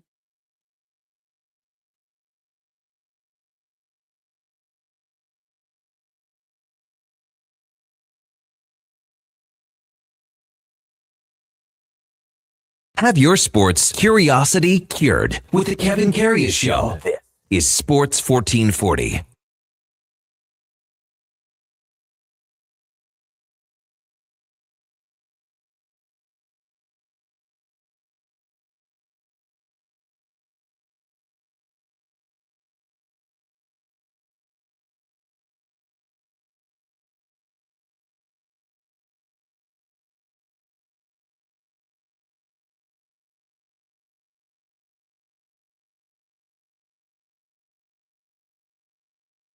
All right, welcome back to the big program. 840 in Edmonton. Kevin Karius Show is presented by Sports Select, and we've talked about the QR codes, but you know what? If they don't work for you, you can always go with the paper selection slips. No problemo. Just make your picks using the selection slips. They're available at every local lotto spot retailer. It's 100% legal. You got to be 18 plus. Please play responsibly as we welcome in Lori-Ann Munster, Olympic gold medalist from 2004. Good morning, Lori-Ann. How was your weekend and the week and everything like that? Oh, it's awesome. It's fantastic. Happy Tuesday to you. How was your weekend? Well, remember, like it was so windy, like you go outside, you get blown away. Well, Saturday, I didn't go for a bike ride. We went to the gym instead. And I said, Sunday, I'm going out for a bike ride. First thing in the morning when it's light and beautiful out. And when we went out, it was, no, I think I'm going to wait a day. So unless... I couldn't figure out, was the wind blowing me towards Vegreville or would it blow me to Calgary? I said it would be the fastest ride ever, and I'd probably be hanging on for dear life. Yeah, it's all fine when it's at your back, isn't it? Yes, yes. I remember riding in Pincher Creek to Beaver Mines. We were heading towards Castle Mountain. We only got as far as Beaver Mines. Kevin, I was in the front and I was averaging 19 kilometers an hour. And I went, okay, I'm cooked. I'm done. It took about an hour and 15 minutes to get there. We turned around at the T intersection and came home. I didn't pedal once. We were averaging 65 kilometers an hour. It was crazy. It was like, holy cow. It was Sunday was definitely a Pincher Creek windy, blustery day. Like it's almost like if you put a little bit of a sail on your back, you might take off. I definitely want to be on the fat bike with as much, padding as possible, and just hoping, rubber side down. It was crazy. Have you ever done that, like parasailing? Or yes. Yeah. Yes, I did it once. I was in the West End Grand Bahamas at a Jack Tar all-inclusive resort. I finally summoned up the courage because heights are not one of my favoriteest things. I actually took my camera up with me because I wanted to take some pictures, and I got taken up right away. It was like sitting on the highest, tallest swing ever. It was so quiet, perspective, beautiful, and they landed me on the beach. Yeah. So Yeah, we've done it once too, and it's I thought it was okay. The other one then, so not parasailing, which I don't even know the name, but when they they run off the cliff and they're hanging onto the bar. Would you ever do that? Oh, God, no. I think that I call that flying squirrel. Yeah. Flying squirrel madness. It looks amazing. I just I don't think I would be awake for that. I don't even know if I would be awake for jumping out of an airplane. I've seen, have you seen Will Smith's What Flying Taught Me or something? It's a really good video about fear. And, you're in your bed, you're at night, you're thinking about it, why you go skydiving and you're afraid and you're not even up in the plane yet. And then they push you on the count of 2. They don't push you out on 3. And he goes, the reason for that is because everybody grabs. And I'm like, oh yeah, I could see that coming. And he says, it is the most blissful, amazing experience ever.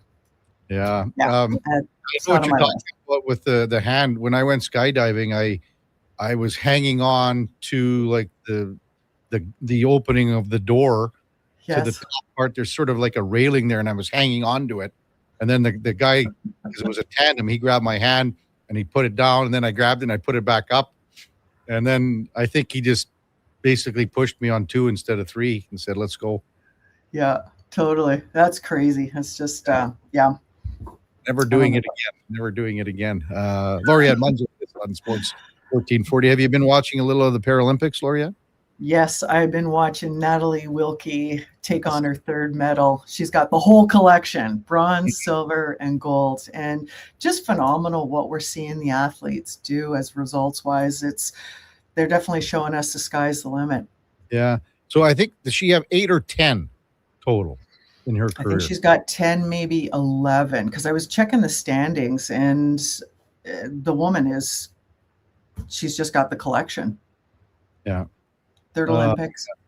Well, you know what, we were watching, like even the curling shot, the sledge hockey team's doing well. The curlers won again today. So it's so far so good. A pretty decent showing for Canada so far in the Paralympics. Absolutely.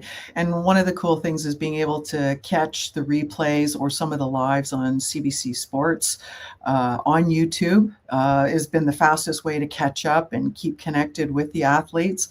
I've been watching Allison Lang's coverage, the digital coverage that she's doing. She's doing a fantastic job.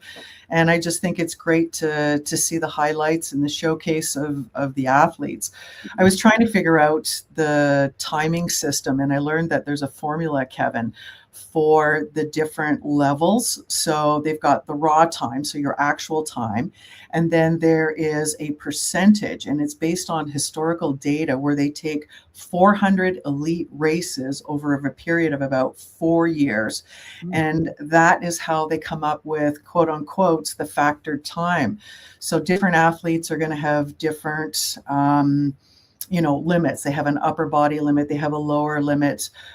Body limit. They've got visually impaired, and being able to put those times together gives the athletes an overall classification, which I didn't know. It was like, okay, cool. Yeah. Just to make sure, it was now 10 Paralympic medals in Natalie Wilkie's career. So her 3rd of these games, she's got 10 total.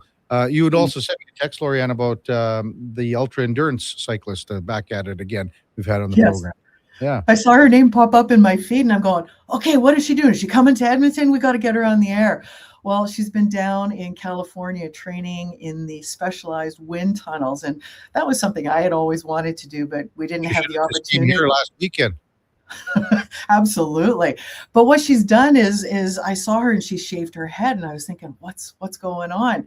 And she's attempting to go after the record, the all around the world record, which was 18,032 miles by a guy named Mark Beaumont in 2017. So she's wanting to take his record.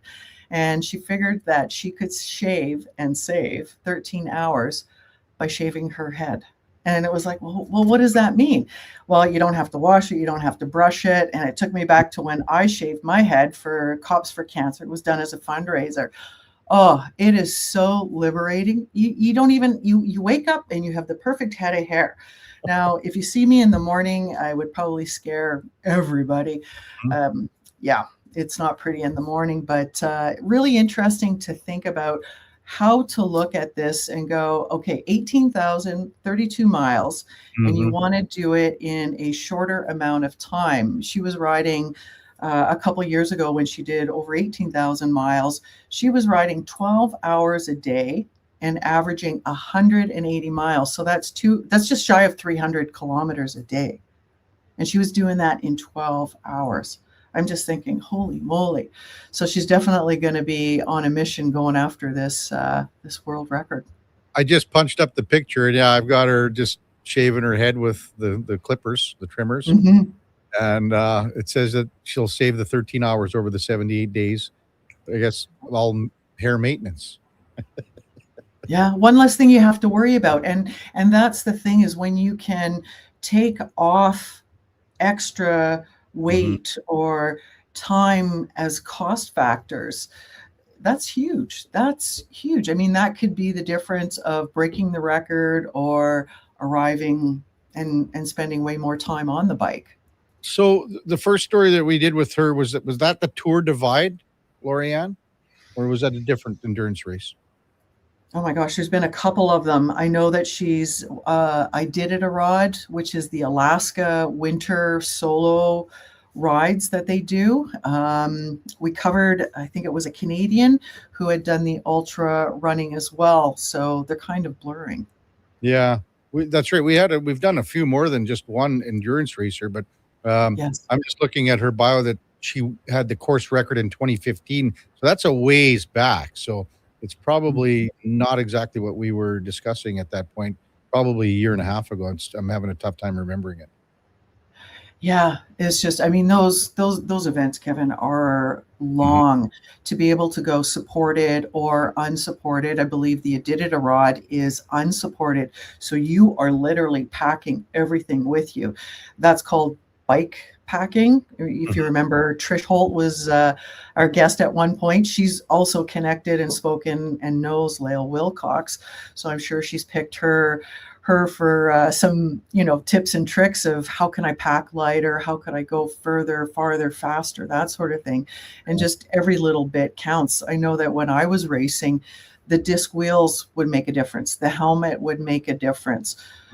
Everybody at work thought it was crazy when I was eating salad and I was putting lemon juice on my salads for dressing. And they're like, well, why don't you just go get the Kraft dressing? And I said, yeah, well, it might cost me an extra 1,000th of a second or a 10th of a second. They're like, what do you mean?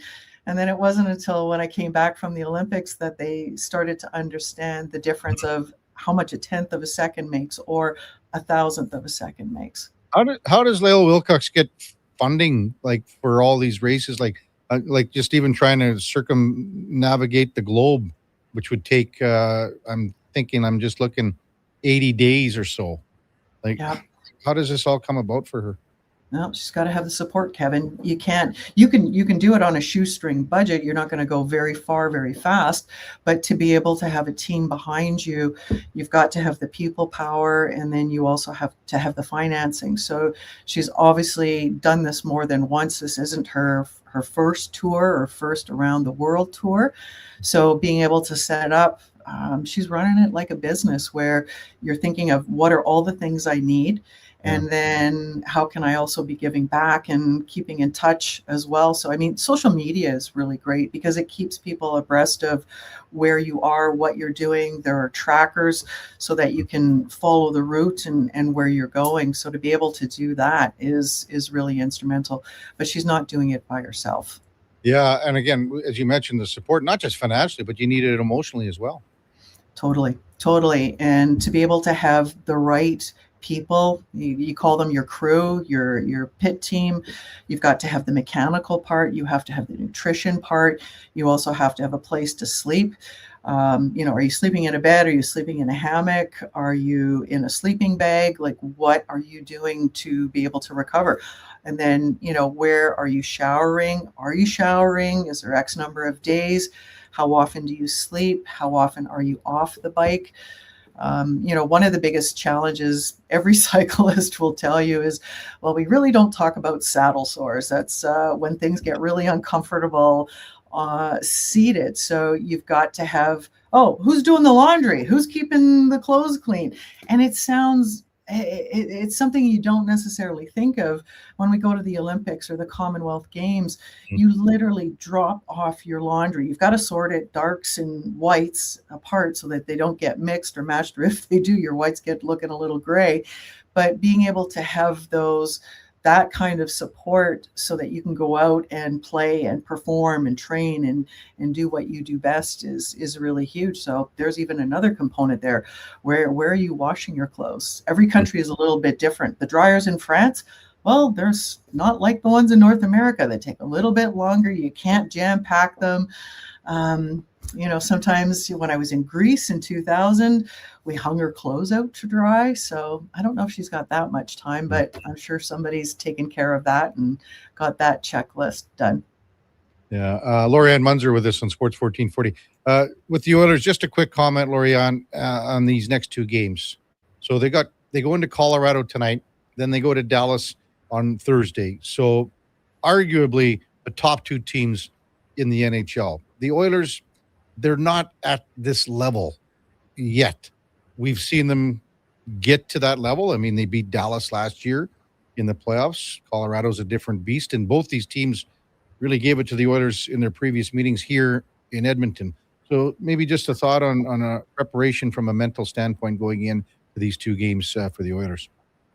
I think this is really great for them. They're more of a do or die situation playing. I think this is where we're going to see a shift that's going to move them up, going, all right, we've got to put it together. We've got to bring out the best. We've got to play together as a cohesive team. We have to work together. And it's following the pattern from last year and the year before, Kevin, not being the greatest and then starting to move into that championship team and the way that they're playing. So the mental fortitude, it has to be there. I think it's the do or die mentality and everybody coming together and playing for the greater good of we have to win. We have to win now. And if we don't, Stanley is probably not going to be an option here for us. Good stuff, Lorianne. Have a great week. Hopefully you can get some cycling in and it's not too windy for the weekend. So we'll talk to you next Tuesday. You bet. Thanks, Kevin. Lorianne Munzer, Olympic gold medalist from 2004. In the 9 o'clock hour, we'll check in with another Olympian. How's that? Brendan McKay won bronze in free ski half pipe in Italy, also 2023 World Cup champion. Before that, we'll hear a quick little snippet, little harbinger from Boris Rybalka as Team Canada's sledge hockey squad is on the ice in about 10, 12 minutes or so at the Paralympic Games, pardon me. And we'll have comments from the coach of the Paralympic sledge team from Camrose, Boris Rybalka. Thanks to Cam Tate for acquiring that. Before that, time now for a Sports 1440 update. Brought to you by Fusion Promo Marketing. Expand your brand, high quality promotional products for businesses, sports teams, and corporate events. Get noticed at fusionpromomarketing.ca. Hey, that's Fusion with a Z. Here is the Duke. This is a Sports 1440 update.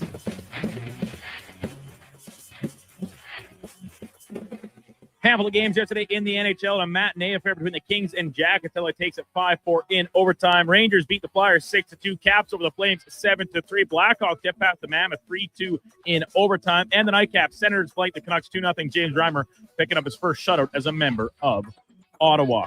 In the association, handful of games there as well. Cleveland beating Philly 115-101. Brooklyn over Memphis 126-115. Golden State falling to Utah 119-116. Clippers beat the Knicks 126-118. And an in-season classic, Shai Gilgeous-Alexander with 35 points. Jokic with 32. The Thunder take it 129-126 over Denver. From the NFL offseason and the free agency legal tampering period, some more big names off the board. Last night, Patriots reaching a deal with former first-rounder O-lineman Elijah Vera Tucker on a 3-year deal. And this morning, former Chargers cornerback St. Juste now latching on with the Green Bay Packers. And most recently, Greg Newsome II joining the New York Giants on a 1-year deal worth up to $10 million. From the World Baseball Classic this morning, Japan beat Czechia 9-0. Last night, United States with a big win over Mexico 3-2. Off the field, Philadelphia Phillies locked in left-hander Cesar Luzardo. Year before he was due to reach free agency, 5-year extension worth $135 million. Coming up in hour 3 of the Kevin Karius Show, we'll be joined by Olympic bronze medalist Brendan McKay, and we'll check in with a new edition of In or Out. I'm Brandon Douglas at your Sports 1440 update. This is Sports 1440, a Stingray radio station broadcasting on Treaty 6 territory. Download the free iHeartRadio app and listen to CKJR wherever you go. Today on Hey Culligan, how smart is your water? Here's Tracy. Hey Culligan, I think my water might be dumb. Good news, Tracy. Your water's not dumb. It's just not talking to you. You can make my water talk. No, but the new Culligan Smart Drinking Water System can talk to your phone to tell you when your water filters need changing and help you meet drinking water goals. Now that's some brilliant H2O. You said it, Tracy, and we're already on the way. Let us help you out with a free in-home water test from a local Culligan water expert at culligan.ca. Getting in on the sports action you want is as easy as playing at sportselect.com. Simply make your picks online, generate your QR code, and lock in your bet at your local Lotto Spot retailer. Then sit back, watch the game, grip your chair, and high-five anyone nearby. Every bet is 100% legal with the chance of winning cash in hand. Sports Select. When you're ready to play, bet on the original. Must be 18 plus to play. Play responsibly. For the first time in 66 years, Golden Bears and Pandas hockey are on the move. During the 2026-27 Canada West season, two of the most successful hockey programs in U Sports history will call Silent Ice Center in Nisku their temporary home. The Golden Bears and Pandas are excited to connect with the South Edmonton community and welcome new fans to experience the tradition and excitement of U of A hockey. Same tradition, new temporary home. Golden Bears and Pandas hockey at Silent Ice Center for the 26-27 season. At Fountain Tire, success is a team effort. They're committed to their team members and their customers. And that means treating your vehicle like it's their own and finding solutions that suit your needs. Because whatever the road brings ahead, they're on it with you. Visit fountaintire.com today. This hockey season, before every game, check out the pregame show with Andrew Walker on Sports 1440. It's brought to you by Titan Supply, your only source for rigging, lifting, and hauling products. Visit titansupply.ca. Alan Olson Auctions presents the unreserved auction for Will's Welding of Panoka. Online bidding is still open for a few more hours today at alanolsonauction.com. Bid on 2 one-ton portable welding trucks, telehandlers, a huge selection of new welding supplies and rods, plasma cutters, welding tables, power tools, metal racks, and so much more. For more info, call Alan Olson Auctions at 403-843-2747 or visit alanolsonauction.com. Crave presents a new must-see original crime drama. You think you can just walk away with drug money and nobody's going to come find you? The Borderline. You killed my friend. Set along the Thousand Islands border, a cop blurs the line to protect his past. I'm going to keep you out of jail. Starring Stephen Amell, Tamara Podemski, Hamza Haq, and Minnie Driver. Did you catch the bad guys? I always catch the bad guys. The Borderline. Stream now, only on Crave. Subscribe at crave.ca.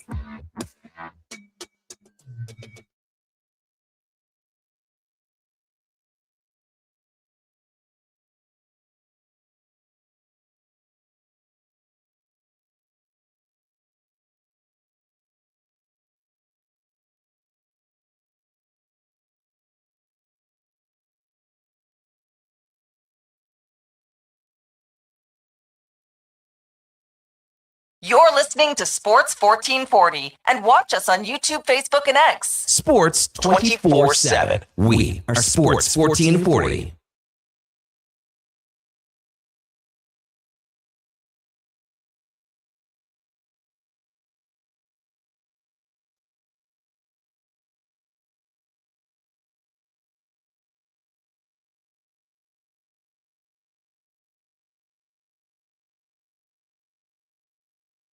All right, welcome back to the big program, 9:03 in Edmonton. Kevin Karius, Duke of Delburne, Josh Fenwick with you here on Sports 1440 AM radio, presented by Sports Select. So glad you're with us here. Our number 3 on the Kevin Karius Show on Sports 1440 AM radio. We're streaming on YouTube, X, Facebook, Instagram, and even Twitch. IMAX really giving me the gears. We were talking about tandem skydiving with Lorianne Munzer. And IMAX texting me and saying, no way am I doing tandem with a dude strapped to my back sort of thing. He said he did the day course to jump solo. May not have been the free fall, but it was awesome. Well, I didn't have the opportunity to take the day course and things like that. I'm sure that you probably have the chute that pulls automatically too, IMAC, if you're just to do a day course like that. I think it just, as soon as you come out of the plane, it just opens up basically within a second or two. But we had, I was telling IMAC, a 13,000 foot free fall. And it was a 45 seconds in total, which was you're just floating, man. It's wild. And then once you pull the chute, and then you feel comfortable that you're not gonna just splat on the ground. So we've been talking about it. The Paralympics underway in Milano Cortina. Our sledge hockey team beat Japan by a score of 14-0. So not much of a game. Oren Halbert from Calgary scored 4 times. He had 3 assists for a 7-point performance. The head coach of the team is Boris Rybalka from Camrose. Boris, he tells it like it is in his interviews for sure. Canada will take on the Czechs, I believe, coming up at 10 o'clock. 10 o'clock now. It's 9:05 PT, so 10 o'clock our time.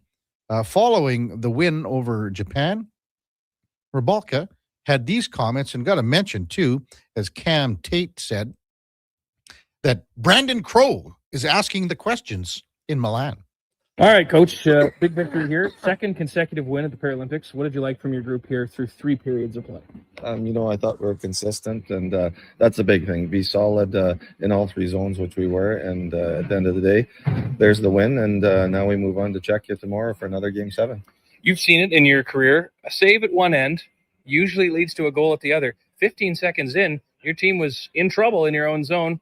Kingsmill makes a big save. You go back down and score. Talk about that quick change in momentum early in the hockey game. That was huge, and that's what's great about Kinger. He was focused, and a little fumble the puck, and our own guy kind of ran into him, and then out goes the blocker, and he keeps the puck out. And as you mentioned, down we go. It's 1-0, and then that just kind of started it. So that's why we have solid goaltending. You need it, and then you never know when you're going to need it. Over 100 shots offensively in 2 games, but the key, I think, is the lack of shots given up. What have you liked defensively?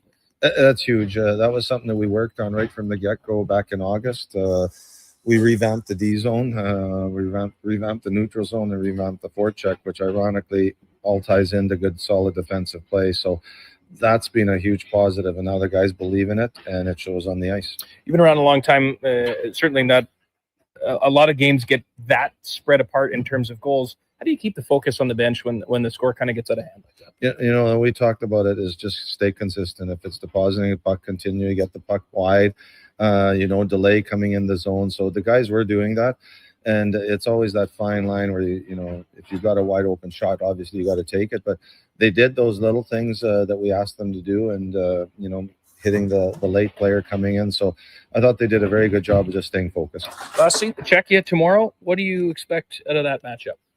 Physical. They always try to be physical against us, but I think one thing people found out, the Canadian players like physical play, and we love physical play. So we can kind of go like that boxing match, toe to toe, and however you want to play, and we'll be ready to go. Thanks, Boris. Thank you.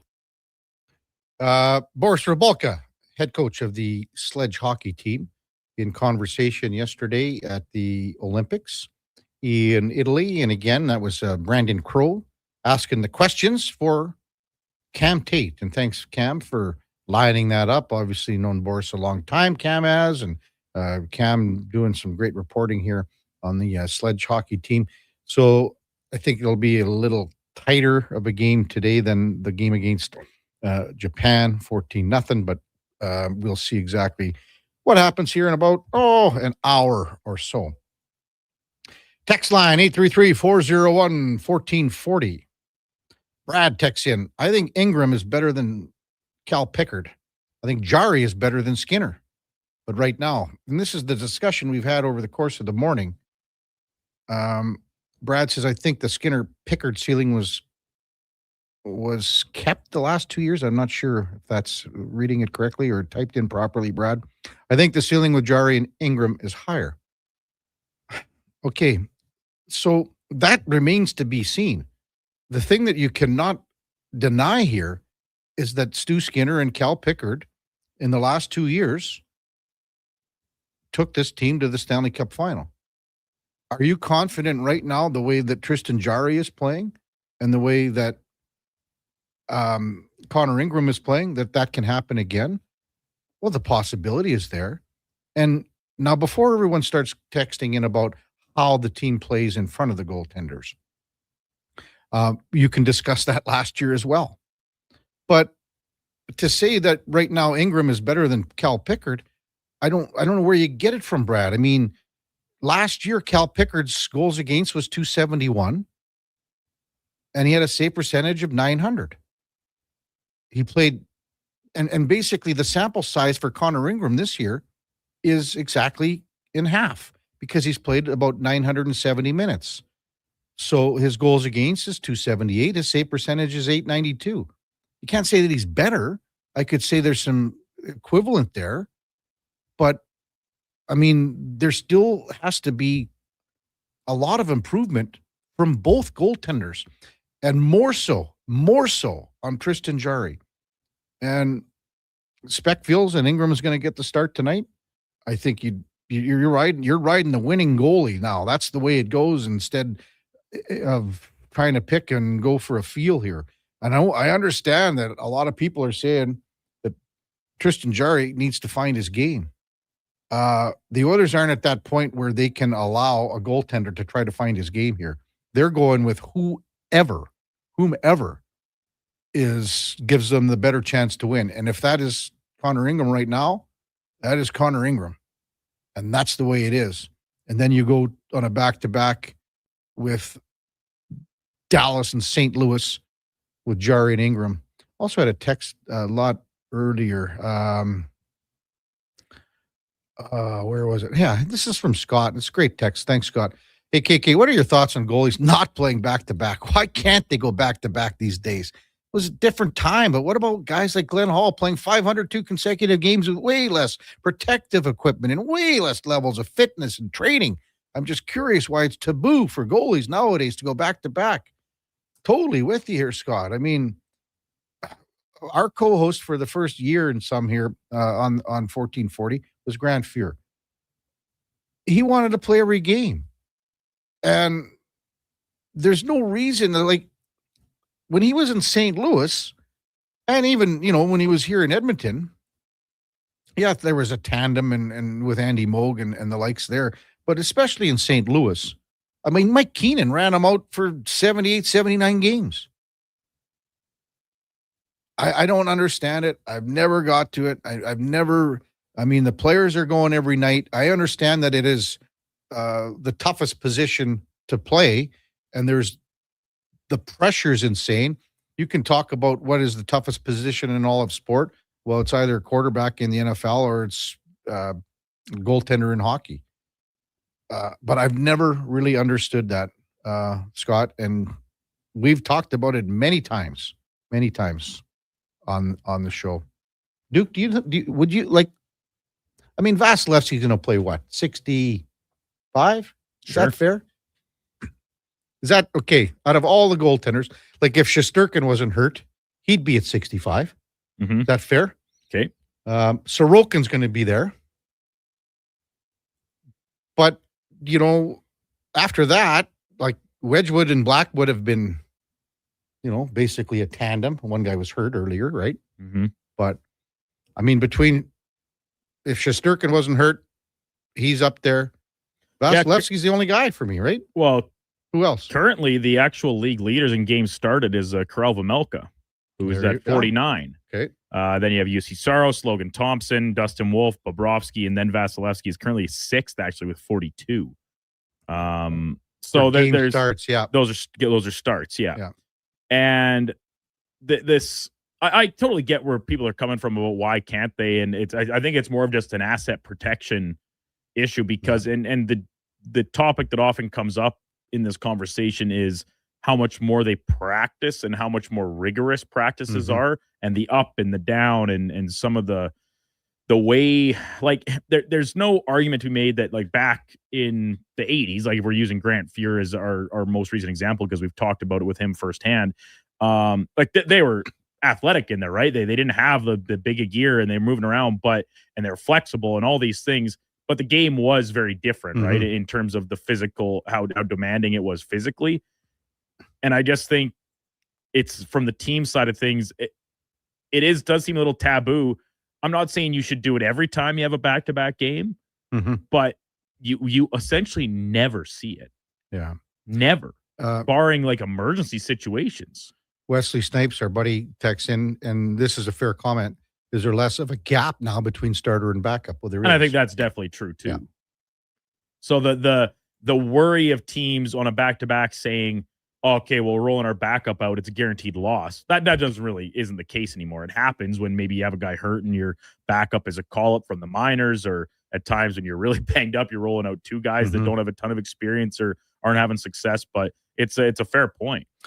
Imitation Tom says, I'd imagine the extra equipment would make it harder to move and more taxing. Probably the opposite, Imitation Tom. If you go back to all the guys that said about leather and deer hair pads that got wet, basically they were like hauling around a 20-pound sack of potatoes on each leg here, Duke. They were heavier for sure, but also smaller. Like they didn't repel water. Like the equipment nowadays, it doesn't get wet. It doesn't soak like obviously you said the old leather pads did. But the gear's bulkier, which does make you bigger. And your movement is a little more restricted. Duke. Oh, Kev, what are you talking about? I wear the equipment. You're kind of talking just purely in hypotheticals on this. I understand that, but also it is slightly, it's more difficult to move, not from a weight perspective, but just from a bulk perspective. And that makes your movements more restricted. Okay. Duke. Like how high can you lift your shoulder above your head, Kevin, when you've got a pair of shoulder pads on as opposed to not? Now take those shoulder pads and turn them into football pads. Now turn those football pads into a goalie chest protector. The same principle can be applied to the leg pads, the pants, everything. So to totally dismiss it, I think is not appropriate. I gotta find you a pair of those old pads, Duke, from the 80s. Where am I disagreeing with you that they were heavier? But don't get mad. But you're just totally discounting that as if it's a total non-factor, and I don't think that's the case. I'm not saying it's a non-factor, but this is back to you. Kevin just loves to go on absolutes only, 100% or nothing. 100 per, Duke, 100 per. MTR says it's funny. Those old school guys had to fly commercial, didn't they? Well, for Glenn Hall, he was on a train.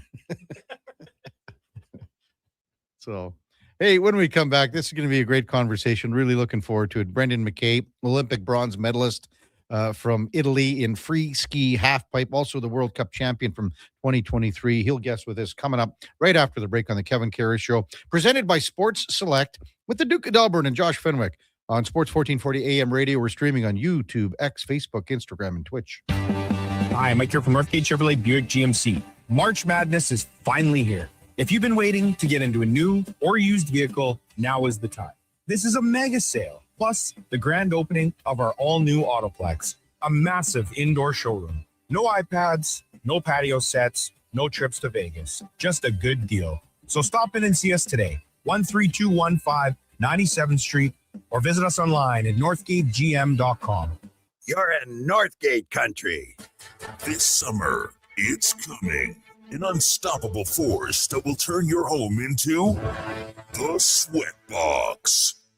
Don't live in a summer blockbuster. Pro Solutions is your locally owned expert for AC repairs, tune-ups, and new installations. With fast appointments and flexible financing, we'll make sure your home story has a comfortable ending. AC season is coming soon, so book today. Lock in pre-season pricing today. Visit prosolutionsinc.ca to schedule your service today. Did you know the Brick is proudly Canadian owned and operated? We started right here in Canada over 50 years ago. Now, our 5,000 team members are proud to be your neighbor in more than 200 communities across Canada. And we support all Canadians with a growing selection of quality made Canadian products and manufacturers. Nobody knows more about furnishing Canadian homes at the guaranteed lowest price than us. The Brick, saving you more. Visit thebrick.com and use our store locator to find a Brick store near you. Mission Island Auctioneering's Calgary, Edmonton, Winnipeg Public Unreserved Heavy Truck Auction is this Thursday at 9 a.m. with tandem and single axle trucks, including a special dispersal of 3 unused 2024 Kenworth T880 tandem cab and chassis trucks. Info at maauctions.com. Does your bank do local? We do. When you bank with Vision Credit Union, you're banking with a rural Albertan cooperative that cares about the community where you live. There's no question. We actively support our rural communities at the local level through charitable donations, volunteerism, local team and event sponsorships, and by returning millions in profit shares to our members every year. Does your bank do that? We do local. Bank with Vision Credit Union. VisionCU.ca. Mission Island Auctioneering's 3-day Calgary, Edmonton, Winnipeg Public Unreserved Equipment Auction is this Friday at 9 a.m. featuring backhoes, dozers, digger derrick, forklifts, man lifts, wheel loaders, skid steers, telehandlers, turf mowers, plus commercial trailers and more. Info at maauctions.com.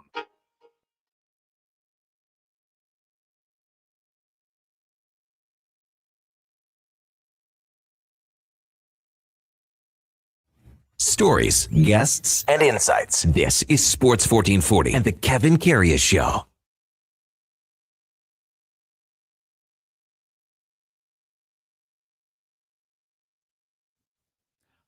All right, welcome back to the big program, 9:20 in Edmonton. The Kevin Karius Show is presented by Sports Select. It's so easy to play. Just visit sportselect.com, generate a QR code, and then you can check the videos. It's a step-by-step instruction. It's 100% legal. Check it out at sportselect.com. You got to be 18 plus. Please play responsibly. Excited to welcome in our next guest of the show, Brendan McKay, Olympic bronze free ski halfpipe bronze medalist. Morning, Brendan. You're with Kevin Karius. Thanks for jumping on Sports 1440 this morning. Really appreciate it. Yeah, morning, Kevin. Thanks for having me. So I would imagine, Brendan, that you're still on cloud 9 here after picking up a bronze medal. I suppose it never gets old looking at it or talking about it. But what's, I guess, the last little bit been like for you since you won it?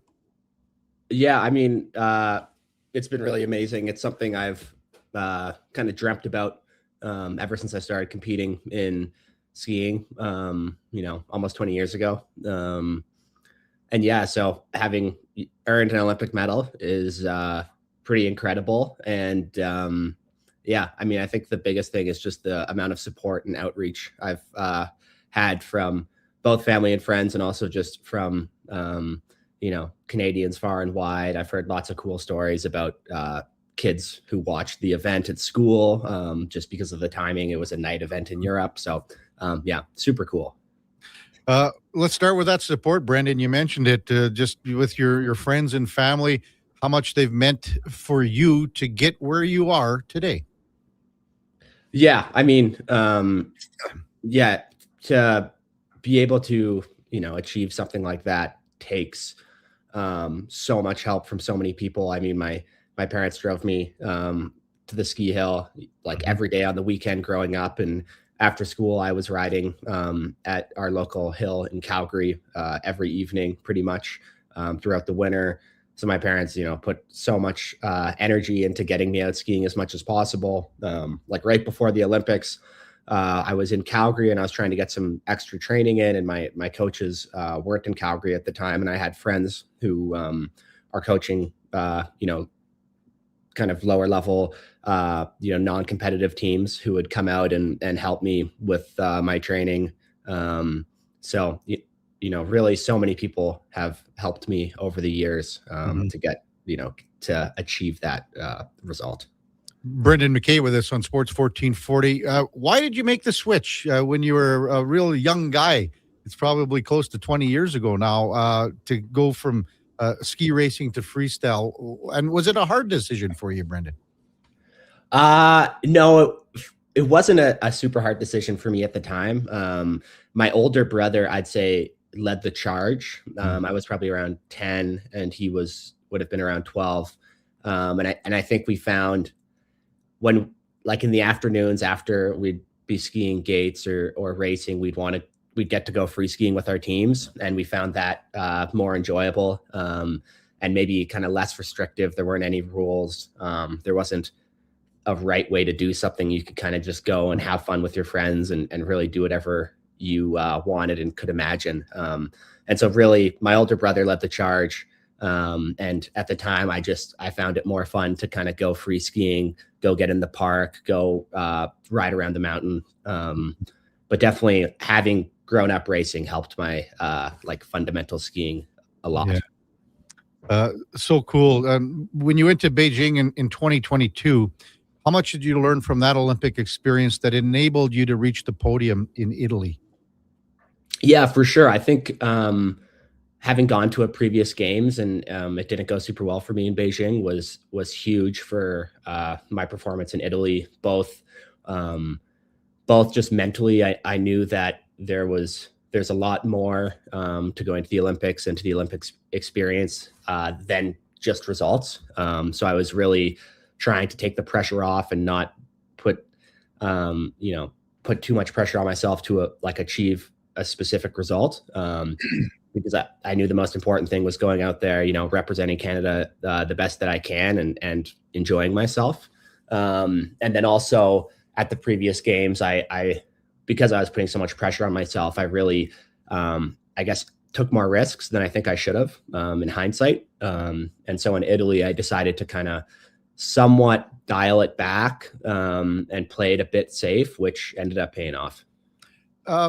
So how do you kind of walk that line, Brendan, in the sense that, you want to have the best complete, tricks and program, everything that you can, but you also want to run clean. So maybe just discuss that fine line of sort of teetering on either edge here. Yeah, totally. I mean, the cool thing about half pipe skiing and also slopestyle skiing is you get in finals, you get 3 chances and they just take your best run. So you can definitely take some amount of risk. But normally I'm the type of competitor who would like to land my first run and then build into my second run. And then maybe on my third run, go all out after having landed 2 pretty good runs. That's my approach. Whereas a lot of the, some of my best competitors would just go for a run that maybe they have, less than a 50% chance of landing, but after 3 runs, if they land it, they'll have a really good shot of winning. And so that's kind of the alternative approach that I usually don't take. However, at the Olympics, everybody wants to be on the podium. People are willing to take more risks, including myself. And so my plan at the Olympics was the run I did, which I ended up only landing on my third run. I wanted to land that on my first run and then actually build into some harder tricks in my second and third run. But I ended up, making mistakes on my first 2 runs. I think both the pressure and we had done our qualification that morning, so we were all pretty tired, kind of got to me. So I really ended up doing what I'd call my safe run. And I really, for that last run, I was talking to my coaches about, I wasn't sure if that run would be enough. I knew if I did a harder trick or 2 more harder tricks, it would be enough. Yeah. But after Beijing, I knew I wanted to put down a clean run because after Beijing, I was really frustrated. I didn't put down a clean run. Brendan McKay with us, Olympic bronze medalist on the Kevin Karius Show on Sports 1440. When you say that you learned from your mistakes in the first 2 runs in Italy, Brendan, but also in that same sense, now the pressure's on because you're down to your last crack here. Yeah. I mean, even though I was kind of calling it a safety run, the run I still did was the hardest run, with two tricks that I haven't kind of done back to back, which were the like right side 1620 into the left side 1620. So, it was both a safe run, but still kind of the hardest run I had ever done up to that point. And so on my first two runs, I had done them back to back for the first time, but just had, maybe popped a little hard, landed a bit funny, didn't fully trust myself. So on that last run, I really had the confidence to, trust myself, land the tricks properly and kind of execute how I wanted to. Yeah. When I listen to the commentators and with all their, the switches and the numbers and everything, it's hard for me to keep track and sort of, to kind of comprehend it. Do you have certain signature tricks that you like performing more than others?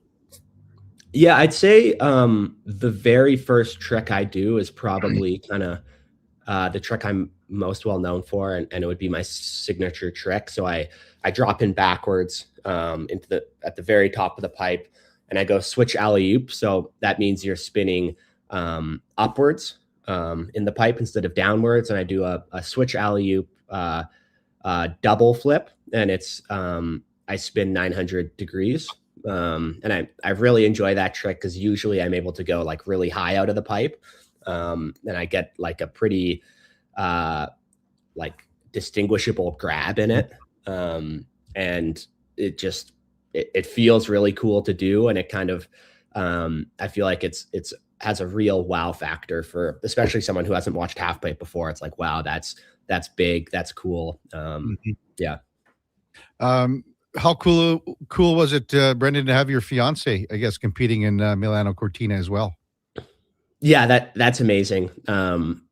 Such a cool moment that we'll remember forever. We've traveled together and competed together for a really long time. And I'm not sure if we'll be at another Olympics together. We're definitely both near the tail end of our careers. So kind of getting to go together and like support each other through the process, and also, be together in the athlete village, be together at training. It really makes it a special experience. So I guess what does the future hold for you here, Brendan? Because, you had such great success, obviously winning the Crystal Globe and the World Championship in 2023 on the tour. A 4-year cycle is a hard commitment. We hear about it in curling all the time, but what's the initial plan and goal here for you?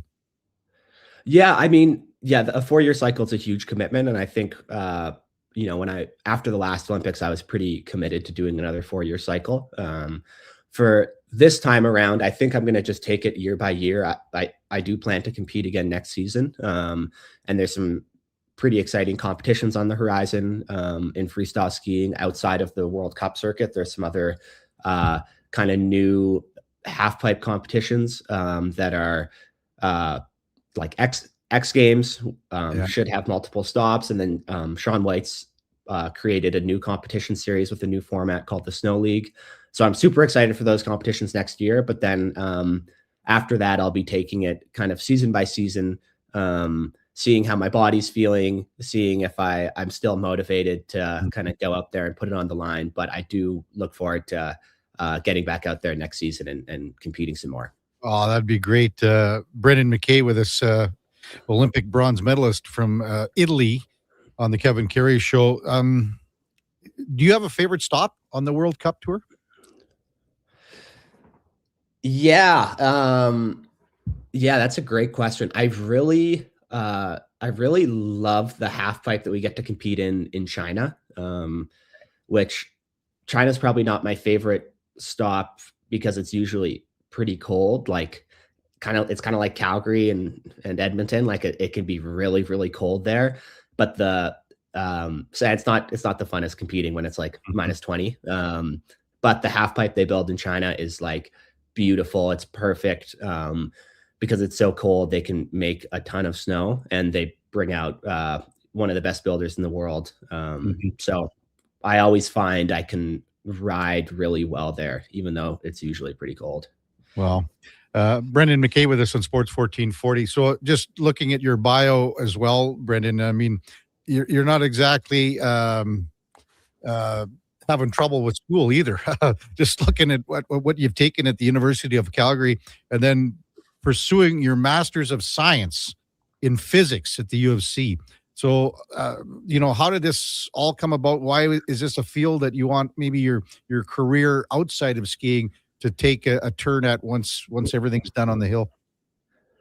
Yeah, I guess I'd largely attribute studying physics to like a really good teacher I had in high school. My high school physics teacher, Dr. Light, was great, and he got me really excited about the subject. And then more generally, like in Canada, there's a very big push from Sport Canada to have athletes looking into and kind of giving athletes resources to look into things outside of sport, because often the transition, both after the Olympics and also retirement from sport, can be super challenging for athletes like at all levels, because usually being an athlete is such a large part of your identity. So for me, having that outlet in school has been massive, both during the off season or when I have injury, or if I want to take some time away from competitions, it's giving me something else to focus on. And it also helps me stay kind of less stressed about skiing, because at the end of the day, skiing, even though sometimes it feels like, you're at the Olympics, it's the end of the world. It's really not. There's so much more going on, and so many more important things. So having a different outlet, I think, for kind of all athletes is a very, very good thing to have. Well, you're a perfect guy, Brendan, to try to help figure a problem out that, we've been talking about, and we talk about every 4 years. Unfortunately, we don't talk about it enough between Olympics, and that's funding and that's training that are both available to athletes going to the Olympics, but not near enough. So could I just maybe get a comment from your perspective on what it's been like with limited funding and training possibilities that could be a lot better than what they are? Yeah, I mean, it's both. We're both super privileged in Canada because we do receive support from the federal government, which a lot of nations don't receive. And so, when I look at my competitors, Canadians definitely aren't the worst off. But at the same time, I know the cost of training and the cost of being competitive at something like the Olympics, and pretty much all the sports I'm aware of, is going up. Like in halfpipe skiing in particular, the costs have really increased even over the past 5 years, and federal funding hasn't increased. So it basically means athletes are either paying a lot of money out of pocket, which can be difficult to raise, or alternatively, a lot of Canadian athletes just aren't receiving the same training that athletes from other countries are receiving. And in the long run, what that's going to mean is that Canadians will be less competitive on average at events like the Olympics. So it's definitely, if you want to see Canadians out at the Olympics, bringing home medals, winning at all the major events around the world, we definitely need a ton of support to do that. There's no way around the need to train. And unfortunately, training in most sports is very expensive. Hey, Brendan, really enjoyed this conversation. Thanks so much for coming on the show. Best of luck in the future to you, and hope you can ski many more years and maybe bring home another world championship or even another medal at the Olympics for our country. Thanks for coming on. Take care, and maybe we'll chat soon. Yeah, thank you so much, Kevin. Appreciate it. It's Brendan McKay, Olympic bronze medalist from Italy in free ski, half pipe. And Duke, we've talked about my lack of knowledge in physics a few times. And I was just thinking, man, he could have really helped me out here. Could have tutored you. Could have got you that grade 10. If I could do the GDP, is that what it's called? A GED. GED. I think it has. Connor and I were talking about this the other day. Actually, I think it has a different name now. But yeah, does it? The equivalency. Right. And I brought up you mentioned the Seinfeld episode you were watching in the rack last night, where Jerry gets the bad haircut. So Kramer has to go in the bachelor auction and Elaine's reading off all the accomplishments of the other bachelors. And it's like Harvard graduate, first in class, law review or whatever. And it's like, now we have Kramer, list his height and weight. He is a high school graduate. Oh, sorry. High school equivalency. That's essentially you, Kev, when you go to all your celebrity functions here around the city. Falls off the stage. Yeah. So he graduated, Brendan McKay graduated from the University of Calgary in 2024 with a Bachelor of Science with a physics major and a math minor. He's pursuing his Master of Science in Physics at the University of Calgary, researching experimental physics in the field of quantum technology. Is that something you might be interested in, Kevin? Well, as I said, if I ever try to get this physics credit, I'll be calling Brendan and saying, can you just help me out? I just need to get to 51, It's a little tutor. Yeah, a little tutoring. Oh, man. But wonderful career. Been skiing. He's 28 years old. So 4-year cycle, as he said, it's going to be tough because, there's so many young skiers that'll be probably 10 years younger than him at the next Olympics in 2030. So anyway, wish him the best. That was a lot of fun. And I love doing interviews where that's not a sport that I'm not I watch it every Olympics, but to watch it at the World Cup and it's tougher to find it on, mainstream TV and things like that. So, but that was a cool conversation. Hey, when we come back, we're going to go in or out with the Duke of Delburne on a Tuesday on the Kevin Carey Show. Presented by Sports Select. We're streaming on YouTube, X, Facebook, Twitch, and Instagram. Mr. Rooter kinda speaks French. Je m'appelle Monsieur Rooter. Je suis plombier. Très bien, Mr. Rooter. Your name is Mr. Rooter, and you are in fact a plombier. A plumber. You are an excellent student. Au contraire, mon frère. Je suis un excellent étudiant. Also, I'm not here for a French lesson. I'm here because someone clogged up the toilets. Ah, oui, right this way. For a plumber who speaks your language, call Mr. Rooter. At Fountain Tire, success is a team effort. They're committed to their team members and their customers. And that means treating your vehicle like it's their own and finding solutions that suit your needs. Because whatever the road brings ahead, they're on it with you. Visit FountainTire.com today. Come for Canada's largest trade shows, the biggest names in entertainment, exhilarating sporting events, and more. And stay for the experience at the Edmonton Expo Centre. Looking for the perfect place to host your next big event? From trade shows to galas, meetings, and concerts, the Edmonton Expo Centre has the space, event expertise, and service to make your next event unforgettable. With over 522,000 square feet of flexible event space, in-house catering, and operational expertise, they bring your biggest vision to life. Learn more at EdmontonExpoCenter.com today. Hey, sports fans, we've got a clear choice for you. At Crystal Glass, we provide customers with the perfect glass for any job. From home to auto and even commercial, installation or repairs, we're your team. Call 310-GLASS or visit crystalglass.ca. Crystal Glass. The longest running basketball show in Canada airs every Saturday morning at 10 on Sports 1440. Hoop City with Paul Sir introduces a new generation of basketball talk, and it's right here on Edmonton's home for sports, Sports 1440. Whoa, I gotta put some money on the game tonight. We hit our monthly budget. Whoa, how did you get in here? I'm you, the responsible you. We're right. We'll play another time. Sounds more like us. If you gamble, use your game sense. Visit GameSenseAB.ca. Does your bank do local? We do. When you bank with Vision Credit Union, you're banking with a rural Albertan cooperative that cares about the community where you live. There's no question. We actively support our rural communities at the local level through charitable donations, volunteerism, local team and event sponsorships, and by returning millions in profit shares to our members every year. Does your bank do that? We do local. Bank with Vision Credit Union. VisionCU.ca.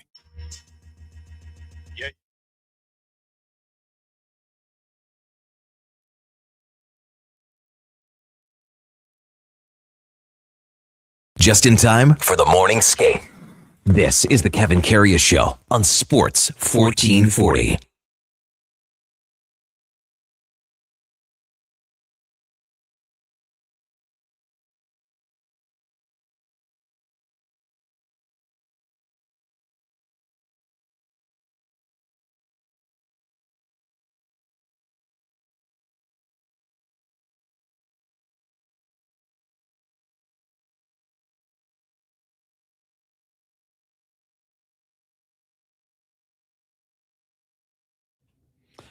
All right, welcome back to the big program. 9:43 in Edmonton. Time now for Are You In or Out? Brought to you by Pro Solutions. If you need fast air conditioning service, Pro Solutions offers expert repairs, tune-ups, and installs with flexible financing.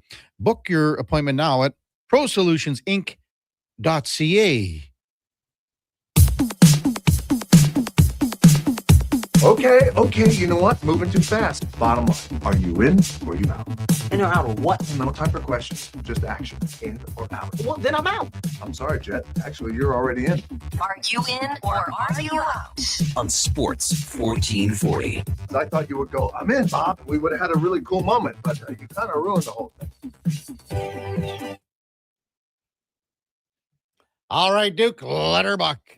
Game day. The Edmonton Oilers down in Colorado taking on the Avalanche from Denver. It's been a little bit of a topic this morning, the goaltending situation, and we're not going to dive into are we better off, we being the Oilers in this context today, than we were a year ago. Well, let's just focus on tonight's game, and I think I don't think it's much of a question at all. Connor Ingram should be getting the start between the pipes. We don't want to dive into that, Duke. We've Not been yet. Talking about it enough here. Well, listen, we've got enough runway that we got plenty of time to dive into that a little more intensely. You're right with that, with plenty of time left. I think I'm going to be in. You know what? Every time that we discuss who the starting goaltender is, it seems like it's a 50-50 chance that Chris Knoblauch goes the other way. And it's happened several times, not just this year, last year as well. But just something about where they're at right now where if you win and you're allowing, if you're allowing 3 or less and you win, unless the goals that you're letting in are totally egregious and stinkers, that's got to be good enough right now. Probably playing the next game, unless there is a back-to-back. I also see the other side of it where you got to get him in there. Got to get Jari going. And I think that's the only real dilemma that is maybe facing Chris Knoblauch and the coaching staff right now is this idea that you expect to need Tristan Jarry here at some point or another, right? Because there aren't throwaway games where the Oilers are at right now in the standings. You can't roll a guy out there regardless of if he's expected to be your starter with 2 years left at $5+ million or Cal Pickard at $1 million. Like there are no games that the Oilers can afford to give away anymore. They've kind of pedaled along at 50-50 ball too long this season to have that affordability right now in the final quarter of the campaign. So the way I would be executing this, Kevin, and obviously tonight's result would play a little bit of a factor, is I'm going Connor Ingram tonight. I'm going Connor Ingram in Dallas, and I'm rolling Tristan Jarry out on the second half of the back-to-back in St. Louis. Well, whoever starts tonight is playing 2 out of 3. We know that. Right. And so as a result, that's why I'm going with Ingram again tonight and giving him the tougher, the on paper tougher matchup. If they were to win tonight, even if they don't win tonight, as long as Ingram is respectable, perfect way to put it. I don't need him to be a barn burner. But if he has a stinker, then yeah, maybe I'm reconsidering and trying Tristan Jarry against the Stars. But as of right now, I think you have to put your best foot forward, give yourself the best chance to win. And I don't think it's much of a debate that right now that's Connor Ingram. So the other thing too is, Duke, that I think as a coaching staff, prior, like going back to when Stu, like for the last 2 years, let's go back to 2 years. I think for the most part, the coaching staff, when Chris Knoblauch arrived, when he would look at the calendar and look at the schedule, I think for the most part, he kind of knew which direction he was going. I think right now he has no clue. I think he's just going, okay. Very much game to game right now. It is totally game to game. So sticking with tonight's contest from Mile High, just a game day prediction. The other night we saw the Oilers get some contributions from lower in the lineup, something that has been a little bit of a rarity this season. I think that continues. Oilers get another goal from their bottom 6, but sorry to be a negative Nelly pessimist here on a Tuesday morning, I do think they ultimately lose tonight's game to the Avalanche. I don't think many people are. Well, first of all, is the over under 6.5? Yeah, I'm sure it is. And is it most games are only a half goal, right, Duke? Yeah. And is tonight 1.5? Let me just refresh my Sports Select page. Open up. Oh, that's NBA. I mean, there definitely you could say that Colorado is the heavy favorite tonight for sure. So a goal from the bottom 6. Yeah. Why not? Why not a goal from the bottom six? Yes, the line is 6.5 over at Sports Select, and yeah, the Oilers are pretty heavy dogs right now. 2.85 as underdogs. You got Savoy is technically in the bottom six, right? Because he's right. He's with Dickinson and Kapanen. So, that adds a little more oomph there. Frederick's got 2 in the last 4. I mean, Kapanen scored the empty netter. Dickinson's, you can see with Dickinson how he scored 20-plus goals a couple of years ago. It's something there. So, yeah, let's get some banging going on those bottom 2 lines, get another goal.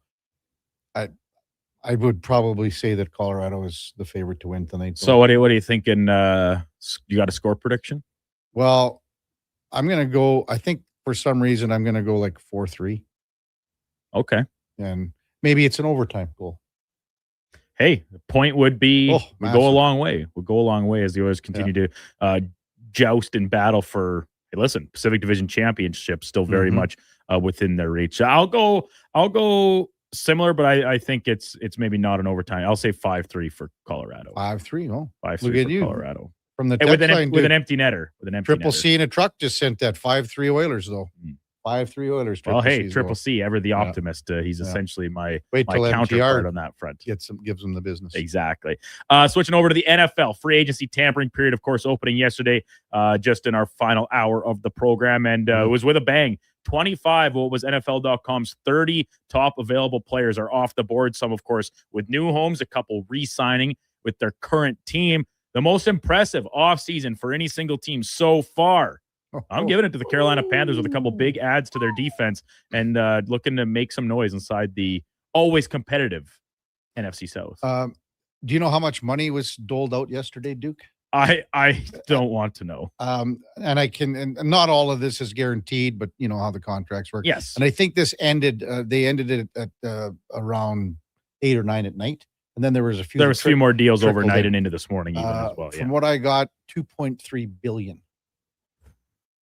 2.3 That's the billion. NFL for you, I guess, hey? 9 players with a AAV of 20+ million. 9 of them. Including Malik Willis in Miami. So let's stick there for a moment, okay, Kev, sure. because it was a topic of conversation yesterday. We talked about it with Arif Hassan, our guest talking NFL. You got into it a little bit. I'm sure we'll talk about it with Connor Halley. Yeah. So the number doesn't end up coming in where maybe we were originally led to believe it could, closer to the 30 million mark. But if you're the Dolphins who want to lose, is that a wise spending of your money?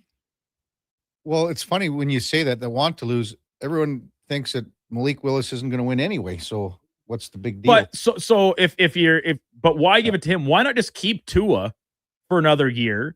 You could cut him after that, and I believe the repercussions, salary cap and dead money wise, would be quite a bit less than what they're faced with now. So I guess the question is, if you take basically money out of the picture, who would you rather have at quarterback for another year, Malik Willis or Tua? Well, most people would say Tua. Would they not? I mean, you're also, again, the 99 dead cap would change if Tua stayed. Yeah. You know what I'm saying? And now you just gave 66 million? Yeah, it was, I think, like 23 million or something per season. He's 22 and a half, so 66, call it. So I just, even for one more year, because as you say, you want to have a decent pick for the 2027 draft where all the quarterbacks are. That's what I mean. And so if you stick with Tua another year, this is a weak quarterback year. Next year is expected to be much stronger. Even if you're not picking first, you maybe can still get a guy that you have a little more faith in. Yeah. Tua, I think either way, Willis and Tua gave that opportunity. The difference is now you're tied to Willis for those extra years. And we know football, there's always seemed to be a free pass on at least a couple of them to cut him loose. Yeah. But I just don't know why the Dolphins didn't just say, you know what, Tua, run back out there another year. And then maybe, hey, if he plays better, that's better for him in the long run. And he still is laughing because he gets all that money anyway. And he finds a new home immediately in Atlanta, which is a weird move by the Falcons. But that might be a conversation for another day. We'll stay back to Carolina, right? Yeah. Yeah. Oh, yeah. I mean, for Jalen Phillips and Devin Lloyd to come in, Phillips is at 4 years, 120. Yeah. They believe, and they have him tipping out to be a top 10 edge rusher, moving forward. Mm-hmm. So and the money given out, it is a big number. But then I was doing some reading on an article this morning that actually when you hash it out like relatively to other pass rushers, like this wasn't a deal that reset the market. Like nobody's paying him like he's a top 5 guy. It actually comes in way lower than that. And he's not a top 5 guy, right? But he is effective. And so between him, what Lloyd can bring, I think this is a huge addition to this defense that showed like they played pretty hard last year at times, but lacked talent. I think this is a big change, and I might be getting a little heady on the Panthers in the South this season. So we said off the top, think about it. You got a quarterback that's trending. Yeah. You got a wide receiver in Ted McMillan that is, well, he was Rookie of the Year offensive, right? Mm-hmm. Was he? And then in the backfield, maybe Jonathan Brooks comes back. But between Lloyd and Jalen Phillips, hands down for me they were top notch yesterday. You know what team actually came close to taking this category for McKev? It was the Raiders. Just because of the big center? Well, I think you get Linderbaum in there to help out with your rookie quarterback, your run game, where you invested a lot last year in Genty. But I keep circling back to this decision to move on from Max Crosby and net yourself 2 first-round picks. It's a great offseason so far. A lot of people that I read last night, Duke, felt that Linderbaum was just they liked the player. He's a great player, obviously, but the 81 is high. Oh, it's so rich. Yeah. I mean, I think it's the richest contract for a center ever. Reset the market, and we've seen lots of centers on the move already so far this offseason. But hey, when you're a bad team, and I think Oilers fans maybe know this better than a lot, when you're a bad team, you usually have to overpay to get people to come play for you. When you become a championship contender, then you get players keeping on team-friendly deals and chasing championships. That's not where the Raiders are at. If they want to short things up, they had to overspend, and maybe they did so on Linderbaum, but I still like the move. Still some good names out there in the field, including quarterback Kyler Murray, some good O-linemen still on the board, but I think the most intriguing name still on the market is Juwan Jennings, the wide receiver.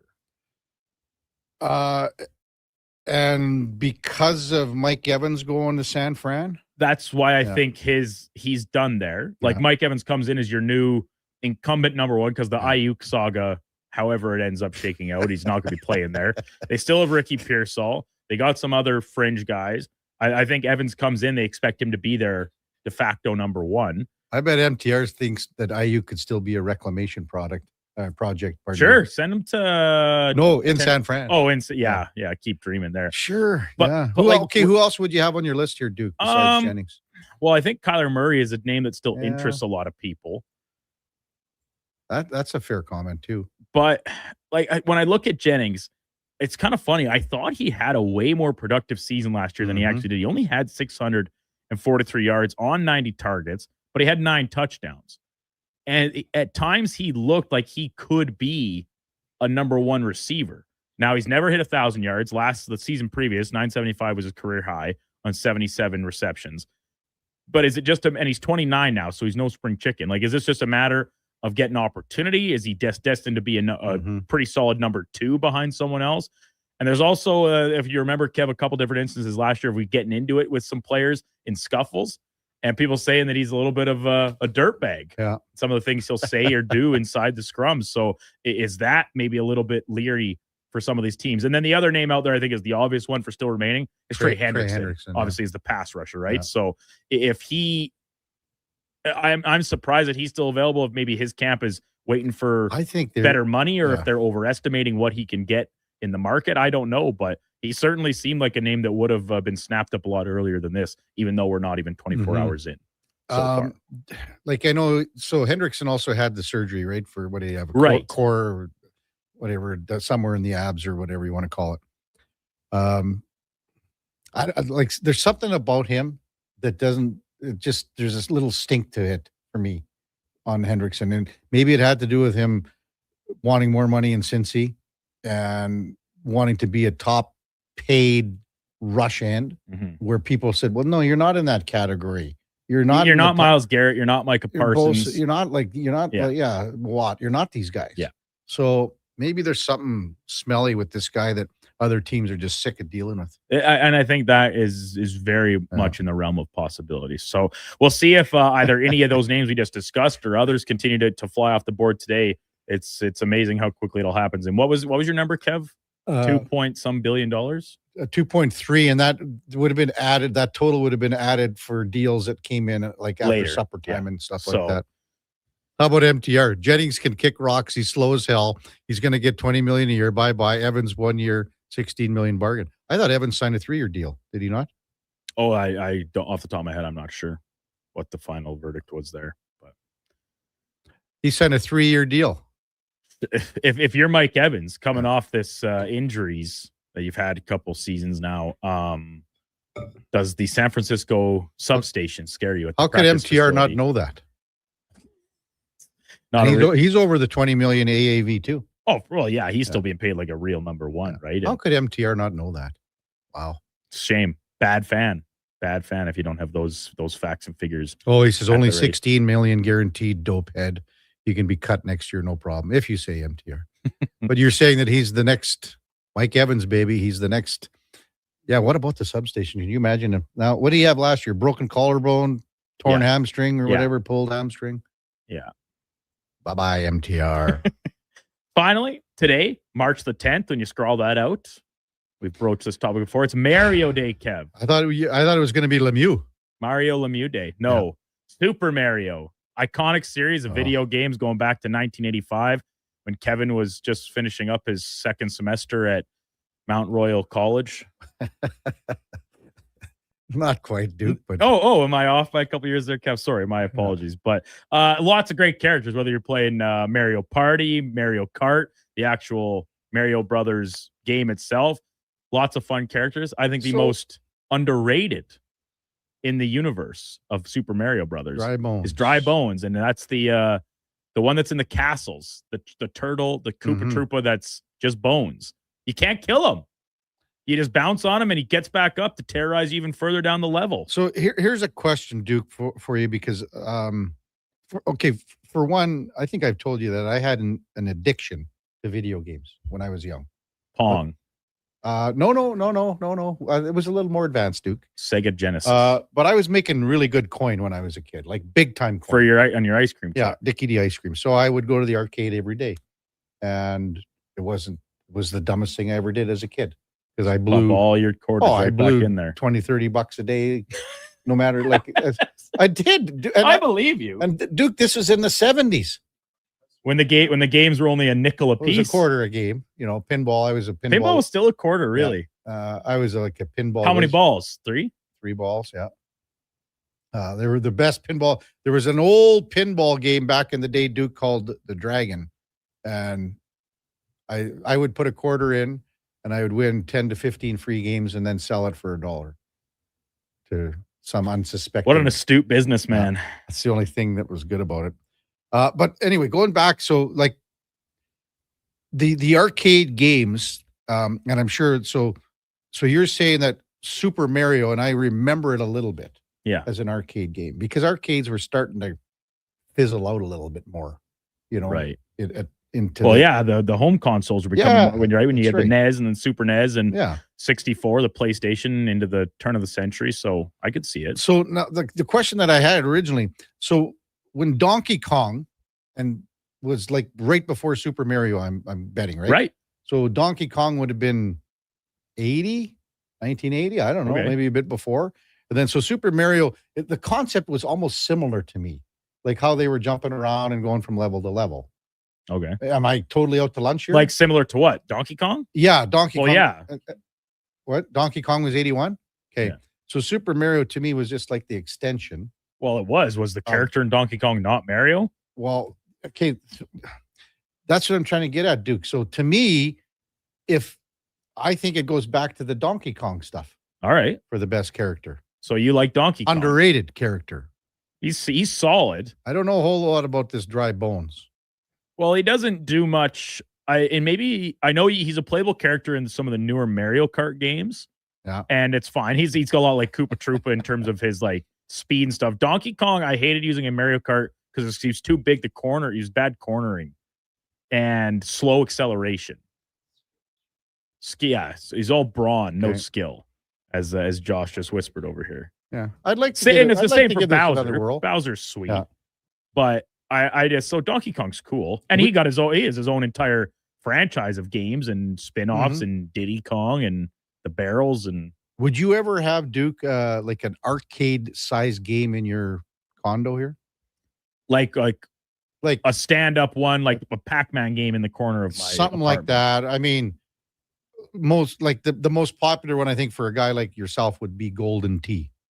Right. Would I have one of those in my apartment? I don't think that would be the best allocation of space. Probably not. Now, down the road, if I ever am, in the spot where I'm owning a home and I've got a spot in the basement where it's the quote unquote man cave and the big screen TV and maybe a pool or poker table or something in the corner there, Golden Tee game, I'd be on board for that for sure. Okay. But at this stage of my life, I think I don't play video games anymore. I don't have a console. The last one I own is a PS3. It's still at the farm. Not like Connor Halley, who we can talk about. He just got himself a PS5 for his birthday this year. Really? So he's full back into the video game scene with football and golf and the rest. Well, exciting stuff there, Duke. No question about that. In the 10 o'clock hour, we'll get to some of your texts. We'll probably bust down a little bit more with the NFL, what happened yesterday. I think just a couple minor moves today that I could maybe just look at. We'll talk about the World Baseball Classic a little bit, and then get Connor Halley into the mix at 10:20. Before all of that, time now for a Sports 1440 update, brought to you by AWS Welding Supplies in Nisku. Product sales, servicing, calibrating, and free same-day delivery of in-stock items to Leduc, Nisku, and South Edmonton. Your one-stop shop for all things welding, awswelding.ca. Here is the Duke. The Sports 1440 update.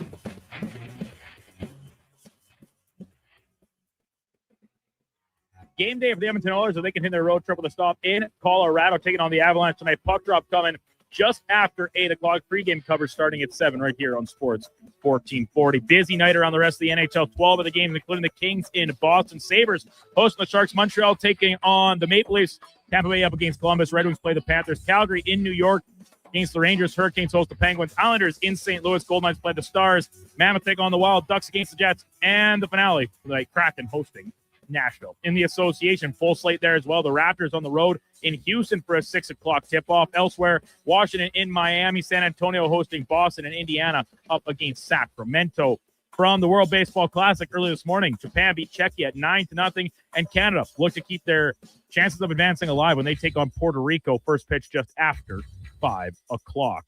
Coming up in hour 4 of the Kevin Karius Show, we'll be joined by Connor Halley from Fantasy Frenzy. I'm Brandon Douglas at your Sports 1440 update. Sports 1440, Stingray radio station. CHJR broadcasts from West Edmonton Mall and Wetaskiwin. Download the free Stingray music app and listen wherever you go.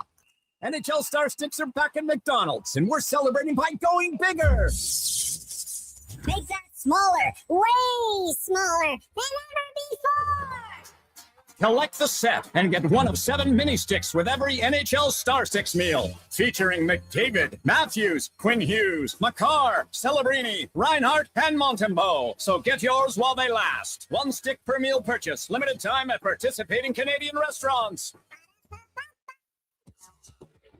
Getting in on the sports action you want is as easy as playing at sportselect.com. Simply make your picks online, generate your QR code, and lock in your bet at your local Lotto Spot retailer. Then sit back, watch the game, grip your chair, and high-five anyone nearby. Every bet is 100% legal with the chance of winning cash in hand. Sports Select. When you're ready to play, bet on the original. Must be 18 plus to play. Play responsibly.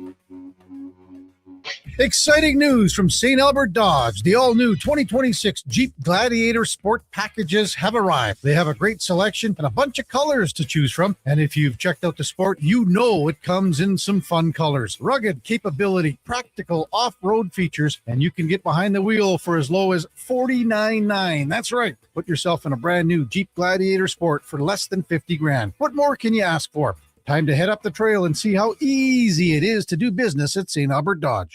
This is Andrew Walker, host of the postgame show on Sports 1440. After every hockey game this season, tune in and chime in as we talk about the game. It's all sponsored by Legacy Heating and Cooling. Don't get left in the cold. Visit legacyheating.ca.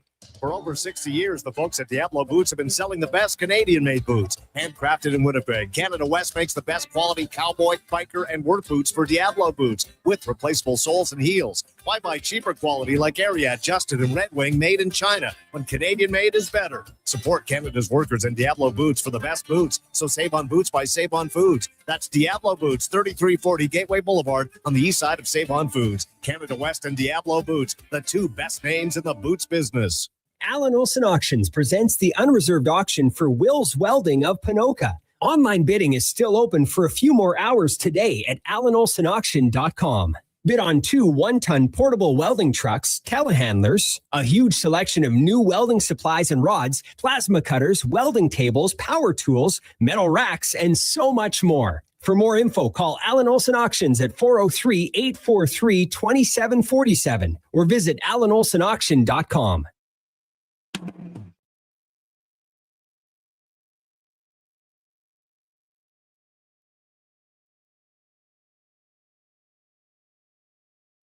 Irrelevant Saskatchewan history. Kevin's got it. But first, catch the exclusive interviews and stories nobody else has. The Kevin Karius Show on Sports 1440.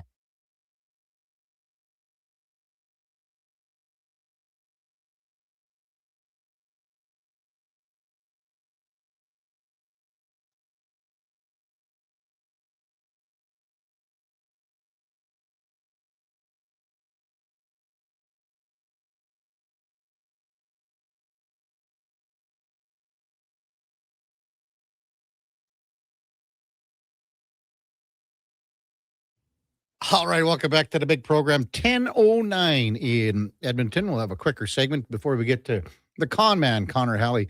I watched the U.S.-Mexico game last night from the World Baseball Classic, and there was it was jumping. Like, I mean, you know, the ballpark in Houston was fired up. The fans were really giving her. The other thing, too, is you can talk about the American fans that were there, but there were a lot of Mexican fans that were really cheering loud and at this game. And it was 5-0. And I mean, Paul Skeens was great. Aaron Judge hits a dinger. And then Roman Anthony hit a towering shot too. 3-run home run. That's the difference in the game, really. Judge had a dart from right field. It was a well-played game for, you know, something so early on in the season at the World Baseball Classic. Maybe the funniest line came from Mexico manager Benji Gill, who said, and there's a chance that this could happen. Mexico, and I mean, USA's favored to win this or get to the final. Japan's there too. We all know that. But if Mexico can get to the final, there's a possibility that these two teams could meet again. Now, after the game, the manager of the Mexican team, Benji Gill, said, in fact, you know what? I want to face them more than I want anything else in this world. How's that? Unless, I don't know what the lottery is at right now, but if the lottery is right around 800 million, yeah, I'll win the lottery and cheer everybody from afar. But outside of that, I desire that more than anything in the world. Face them again in Miami. I think it will end up 1-1 against the U.S. This tournament, Mexico won't lose again until 3 years from now. So he was having some fun. And again, there are some lopsided games in this. There are some countries that just don't have the depth and can't compete. And again, Canada will take on Puerto Rico. Now, if I look at the standings, and my buddy Dougie Atkins, the donkey in Saskatoon, said, tonight Canada game is meaningless. Tomorrow's the all-in elimination game with Cuba. Now, the standings and tiebreakers here are very they're not confusing, but you might as well call it that, because there's so many ways to go about it with run differential, et cetera, et cetera, et cetera. So I'm just looking at the standings right now, and Canada is 1-1. And I guess Dougie Atkins is correct. The Addy Babies, Cuba's 2-1. So if they lose to Puerto Rico advances as Pool A winner, Canada would drop to 1-2, but then would play Cuba in the finale and have to win that game to go to 2-2. Colombia is 1-3. Panama's 1-3 as well. But the top teams right now, Japan beat the Czechs today 4-0. So they finished their Pool C in Tokyo at 4-0. Pool D has, the best matchup coming home here in Venezuela taking on the Dominican Republic. Both teams are 3-0. Both teams have moved on, have advanced as well. The United States plays Italy here to wrap up and should beat Italy, and that will be the end of the line for Italy. Although, the Italians are 2-0, and they're better than a lot of people think. But anyway, that NBA game last night, and I should have probably watched more of that pig, but I never got around to it. But to see, and hey, if Josh Fenwick calls it the game of the year so far, it's the game of the year. And again, SGA with 35 points, 9 rebounds, 15 assists. Tied Will Chamberlain for the longest streak of 20-plus point games in NBA history. Also had 2 big three-pointers for good measure. 126 games with 20-plus points. And the record will be broken the next time. You know what's funny? And if you look at, I think Will Chamberlain, when he had 120, he also had another streak of 90 or something, 95. I wonder if Fenwick could check that out. And I think he might have missed a game or two with 20 points, because if you look at the years that he did it, I don't have them in front of me. So when he was at 126, there was also a period where the years match up, where he also had a 90 or so. I don't know how many games in between that he did not have 20 points. So how are you doing over there, Duke? Well, Fenny's doing a lot of research here. Oh, I'm doing really well, Kevin. Yeah. And I just checked my phone there during the end of that last commercial break to a text from our friend Connor McGee. Oh, and? It's a screenshot of Annoyed Oilers Fan 91 has blocked you on Twitter. Oh, really? To Connor McGee. He's like, good start to the day, exclamation point. And I just had to laugh and say, hey, there's a classic Oilers fan hard at it. I wonder which of the clips Josh posted this particular Oilers fan was in such disagreement with that they were forced to block Connor McGee. Connor McGee blocked. Have a confirmation, Duke, for Friday. Kelsey Mitchell will join us in studio at 10 bells. All right. So she'll come in and, there's plenty to talk about. Obviously, just back from Italy and in two-person Bob, the two women Bob, and then, obviously her amazing career in the sense that, she was a soccer player at the U of A and then moved on to cycling. Thanks to the Royal Bank program. And to get now to the Summer Olympics after the Winter Olympics, it should be a lot of fun. We'll probably have her in for a couple of segments. And you never know, Duke, something might happen. Her schedule is a little tougher now, but down the road, I think, to be honest with you, I think broadcasting and doing some commentating is something that might align with her. And maybe there's something that we can work out here as well. Hey, Daniel just texted in. She said she played at Nate as well. Soccer. Montana Rice wants to know when is golfing with the G-Man back. Well, we got to get that going. Usually we it's right around the Masters is when we get that going. MTR also said Bobby Witt had a couple of web gems yesterday, 2 of them. There were some great plays last night. Those, both of them at short by Bobby Witt, Aaron Judge and Wright. It's just really, really well played baseball last night. How about this, Duke, talking about, this is from Ed. He can't even fit an extra club in his living quarters. This is about you and the possibility of an arcade game. Yeah, true. Can't believe you want me to put a golden tee in the corner when I already got so much flack about that space is occupied by my golf clubs. You got room, Duke. I just don't know how often I would play it. Would it be more of like a talking point when company comes over? I think it would be great. You got a game going. I invite company over and say, rather than sit here and spend time with each other and chat or share a drink or a meal, how about one of us just go stands in the corner and plays Golden Tee? What if you what if you meet a woman that is into Golden Tee, Duke? Okay, man. Then I'll take her to wherever the nearest bar is that has it in the corner. No, Duke. That was the best back in the day, Kev. The ranch right on Calgary Trail there, it had a Golden Tee in it. We'd head in there on a Wednesday night for $4 highballs, $8 doubles, some specialty shots. They'd feed us the cinnamon tequila that had to be the grossest alcohol I've ever had in my entire life.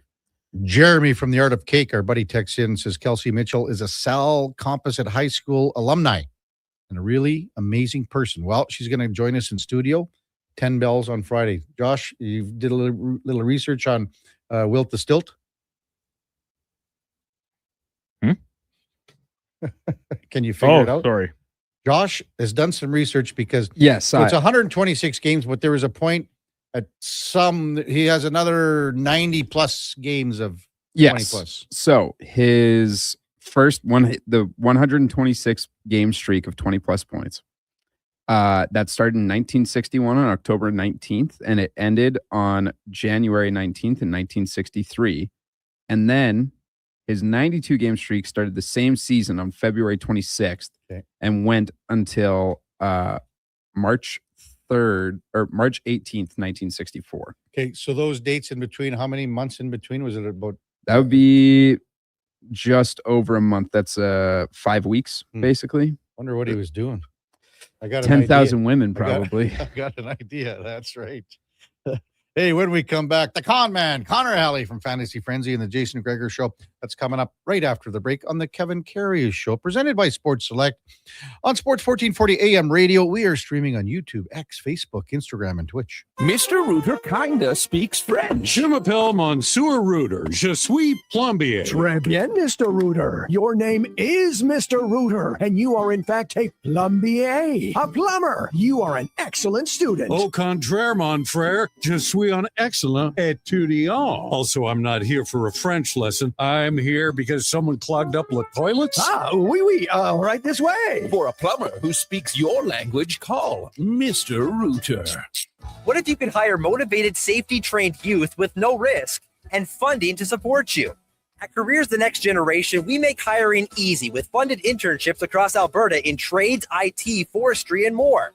Interns are WCB covered, complete high school accredited safety trained, and arrive ready to contribute from day one. With 42% of RAP students completing their apprenticeship by age 22, you get skilled workers faster. Spots are filling up. Visit careersnextgen.ca today. Who's that working on the underground utilities over there? All-Star Construction, that's who. What about the street lighting? Yep, All-Star Construction. And the directional drilling, hydrovacking, neighborhood renewal, and telecommunication work? Yep. Since 2009, All-Star Construction has been doing all that and more, shaping and building Edmonton communities for land developers all around Edmonton. That's what All-Star Construction is all about. Legacy Heating and Cooling is the #1 furnace install company for sailors because they know the value of a warm port. And they sing, there was a ship who fought the cold, who sailed the sea with a furnacey load. She brought the heat to IEG and her name was Legacy. Through icy wind and winter squall, her fire she burned for one and all with a comfort chugging guarantee, and her name was Legacy. No payments, no. Yep, no payments and no interest for 1 year on your new furnace. Don't trust just any ports in a winter storm. Trust Legacy Heating and Cooling. This is Andrew Walker, host of the postgame show on Sports 1440. After every hockey game this season, tune in and chime in as we talk about the game. It's all sponsored by Legacy Heating and Cooling. Don't get left in the cold. Visit legacyheating.ca. Divorce is never easy, but Fairway Divorce Solutions can help. Their clear step-by-step process addressed all our issues, and we moved through the process quickly. Fairway didn't take sides. They saved us money and heartache. My ex, the kids, and I feel like we'll all be okay. At Fairway Divorce Solutions, trained mediators and in-house lawyers will move your divorce process forward in a professional and efficient manner to achieve a fair resolution and separation agreement. Visit fairwaydivorce.com. Does your bank do local? We do. When you bank with Vision Credit Union, you're banking with a rural Albertan cooperative that cares about the community where you live. There's no question. We actively support our rural communities at the local level through charitable donations, volunteerism, local team and event sponsorships, and by returning millions in profit shares to our members every year. Does your bank do that? We do local. Bank with Vision Credit Union.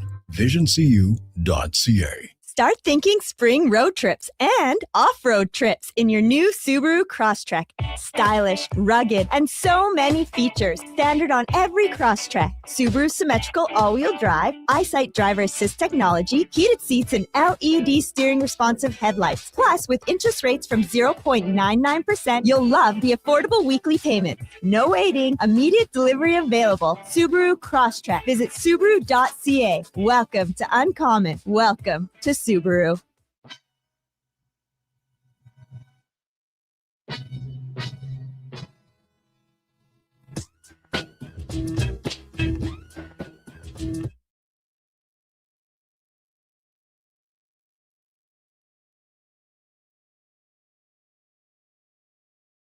Your game, Your station, Sports 1440. and watch us on YouTube, Facebook, and X.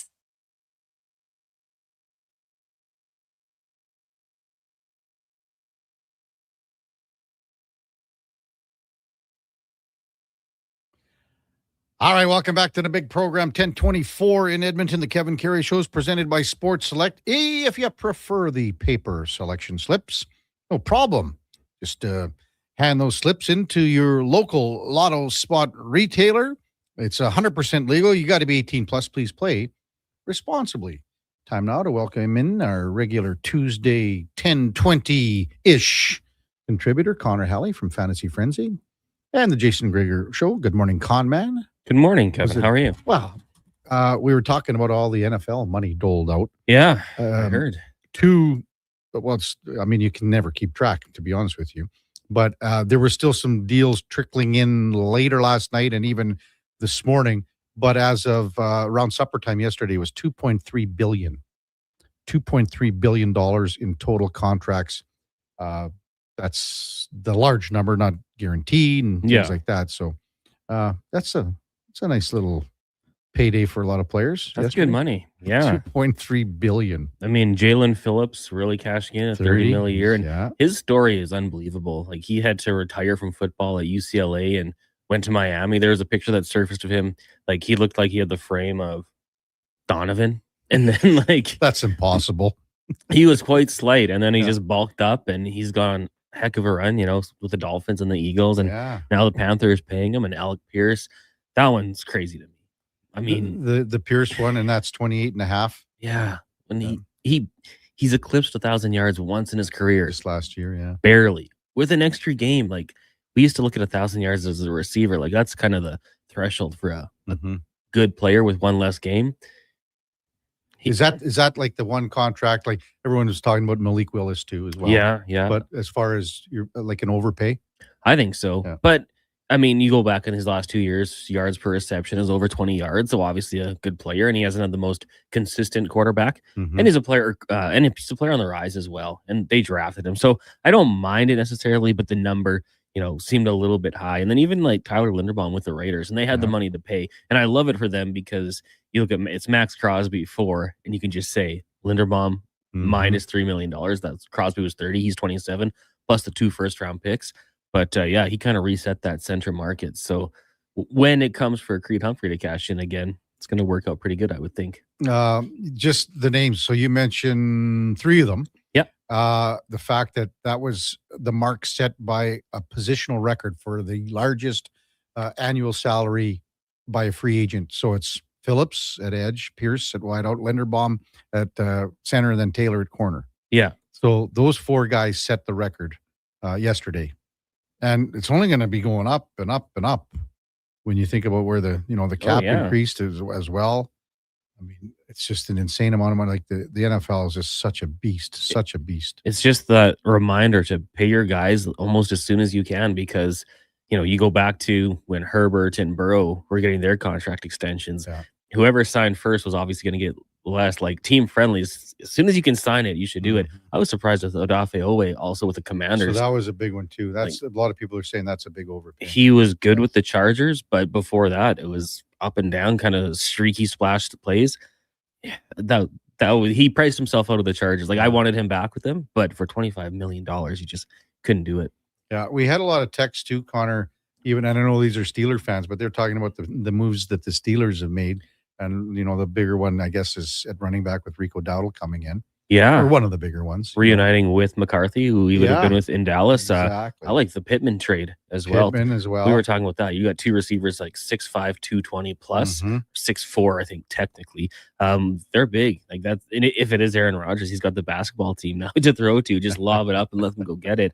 But, you can use Pittman in the screen game as well. And Dowdle, I'm curious to see what the Panthers do now. Do they draft running back? They got Jonathan Brooks, who just can't stay healthy, and Chuba Hubbard, of course, who, given the opportunity, can make some plays. So, I do like the Steelers offseason. But again, like now you just kind of wait and see, well, what's the quarterback situation going to be? So Jalen Phillips and Devin Lloyd, though, in Carolina, those are two of the biggest acquisitions on defense for sure. Yeah, Devin Lloyd. I remember him coming out of college at Utah and just like a freak of an athlete. I was surprised the Jags let him walk. I thought he might be someone they might try to lock up here. But for the Carolina Panthers, a team on the rise in that division, the Bucks lose Mike Evans, the Saints, well, we'll have to see what they do. And then the Atlanta Falcons, they've got all the potential, but, will they really put it together? I think it's a really good time for the Carolina Panthers to go out there and load up because, you got Bryce Young. You're starting to get him some receivers on the offensive side of the football. And defensively, it's not a bad unit. Like JC Horn's a good corner. So start building it up. And I like that they've been spending the money. Yeah. And Etienne goes. He leaves now he's in New Orleans. You kind of wonder, like with Jacksonville, like, I mean, that's a couple, like you lose a couple of big pieces here. Yeah. I mean, they kind of have the running back position. I think they have the depth to overcome it. And I know we're just speaking of the Saints. I'm curious what happens with Alvin Kamara. Yeah, what do you think? I mean, would a team take him on? I've always thought that in the last 2 years, he had so many touches and mileage on him there for about a 3-year span, and then I thought like the last, and he's had some injuries too, obviously. Yeah. But I just thought that he maybe lost some of that explosiveness. I mean, 30 years old, it's kind of just like I feel like not maybe always the best take, but that's kind of that age we say where they're going to fall off at age 30, and he had some injury concerns last year. But I still think like if you got him, remember Kevin Falk for the Patriots back in the day? Like what a good receiving option he was when they needed just kind of down. Like imagine having Kamara in that situation. Hypothetically, little dump passes. Yeah, every time, and then he always gets like you need 7, he'll get 9. You need 10, he'll get 11. Like he always just made those big plays. Like I think that'd be a great role for him at this point of his career. Maybe he still feels like he can be a feature back, but limit the hits. He can still make some plays. I think. I just don't know if that's going to be with New Orleans. I don't know if it is either, but I don't know where a good fit is either.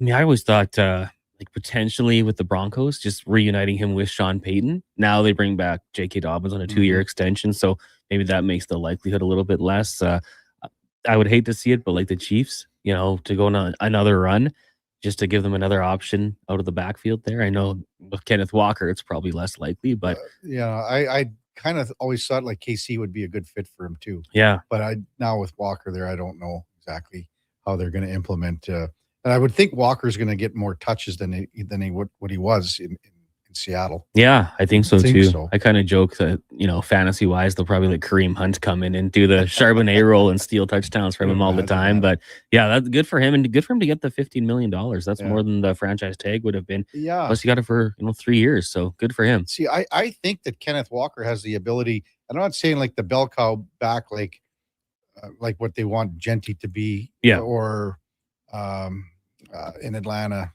Robinson. Bijan, I'm not saying that he can get to that, but I think there's a lot more. Like maybe if he can get to like that 75-80% instead of being where like and now with no Algiers in Atlanta. Yeah, they can't wear out Bijan here. Yeah. I mean, Kenneth Walker last year was the only season he stayed totally healthy. Right, the first 3 years in the league, he missed a couple games. Previous year only played in 11 games. So I kind of agree with you. Like what we saw from him, he's got the capabilities, but do you really want to risk it? Exactly. I guess you can get a guy in there to take some of the lumps, maybe the second and short, third and short, maybe you do so, but yeah, it was a good play by KC. And then, they've got 2 first-round picks here. So the retooling will turn things around quick, I'm sure. The con man, Connor McGee with us on Sports 1440. And your Chargers, Khalil Mack, 1 year, $18 million. He's 35, right? Yeah, I mean, he sets the edge still. Very good in the run game. I think also just as a leader. I've heard the stories like before, I think Friday night, he always takes the defense out for team dinners and everything like that. So really good guy to have in the room for that sort of thing. But he I don't think he has the burst he wants. That's probably a pretty obvious statement. He's not going to, terrorize quarterbacks the way he used to. But every once in a while, he still makes a good play. He can, set up a tackle, hit him with a different move, kind of get him on skates. And like I said, sets the edge, pretty good against the run still. And just someone that I think for the culture they wanted to keep in the room. So $18 million. I'm sure they would have loved to have him for a little bit less, but that's okay for Khalil. Yeah. Hey, we've been talking about a couple things last night outside, just with the World Baseball Classic and then that big NBA game between OKC and Denver, and how Josh Fenwick said he called it the game of the year so far. Yeah. And I mean, SGA had 35 and ties Wilt Chamberlain's record for 126 consecutive games. Oh, here's that stat. There it is.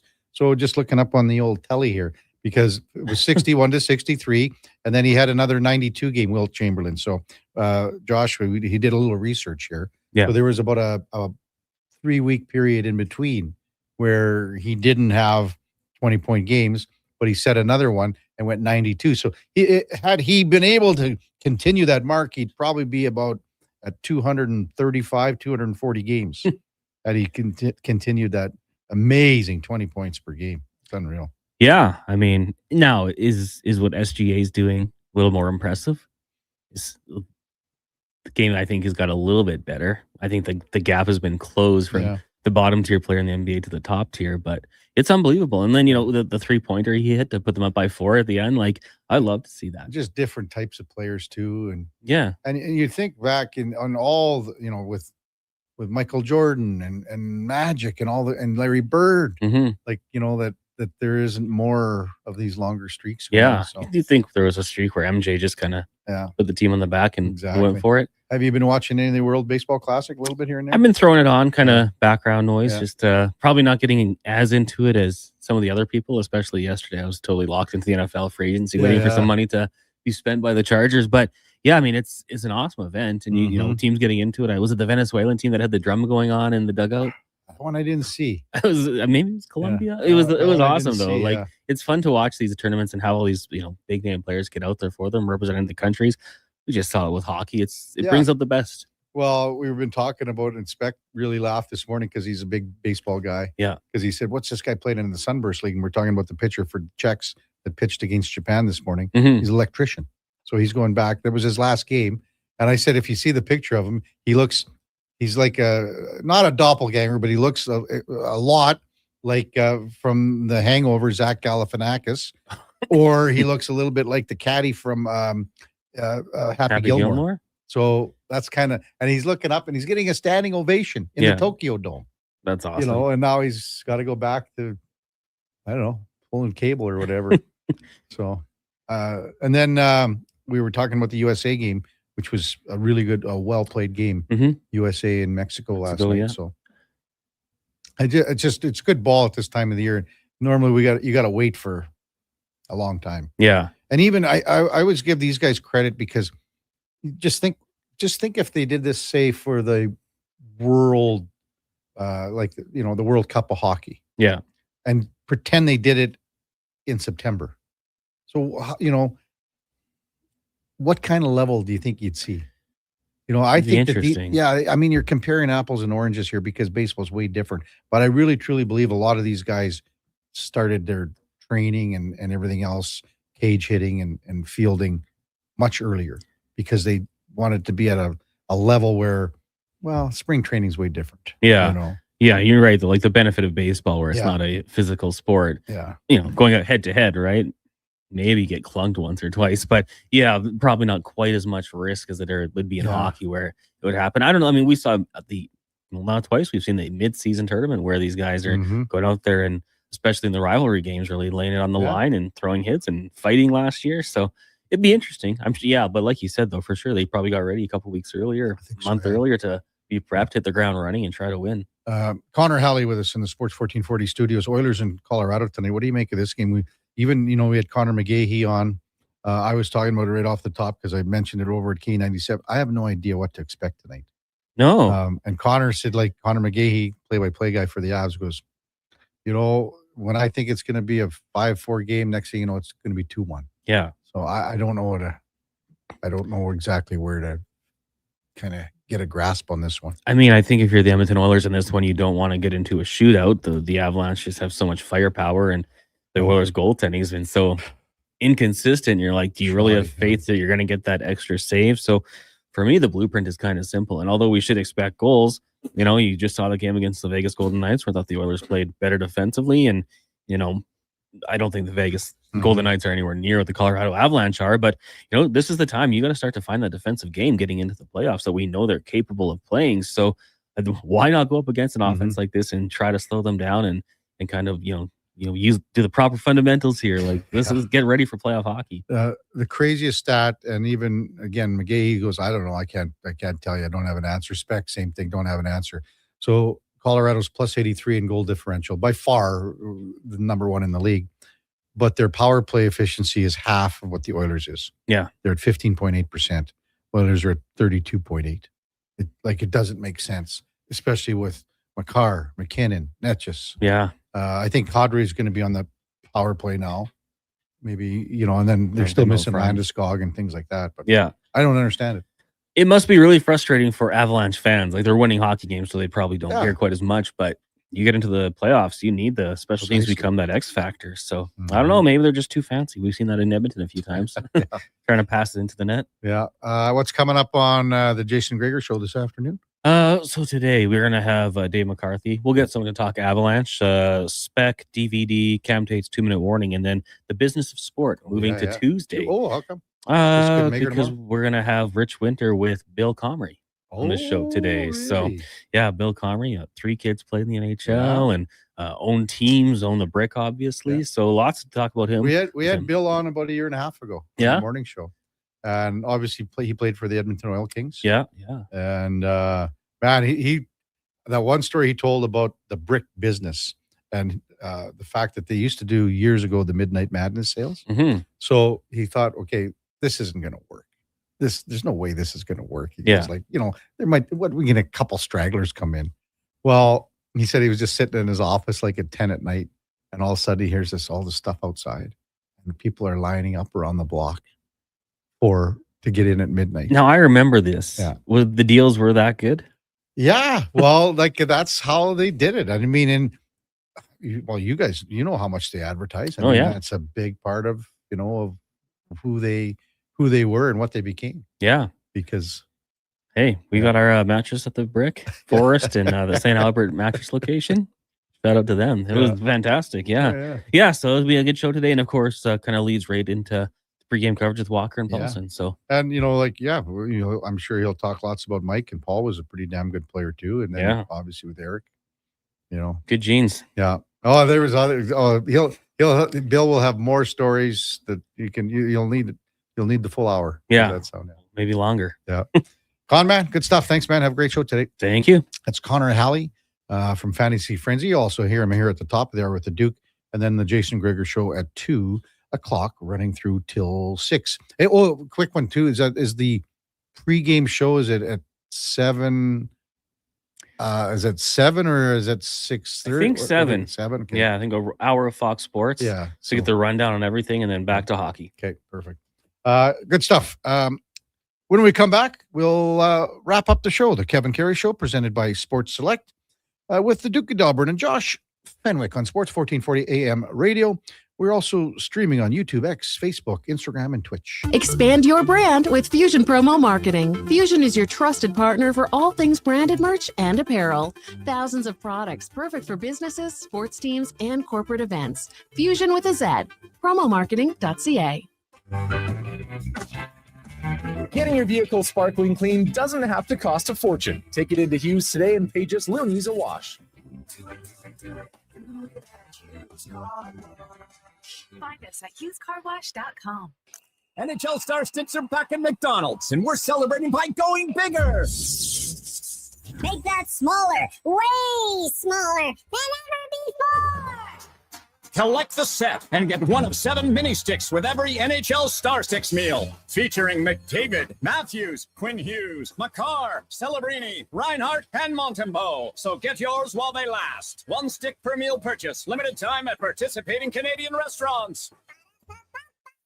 Got that feeling? The one that makes you want to roll the windows down and just drive? A puddle!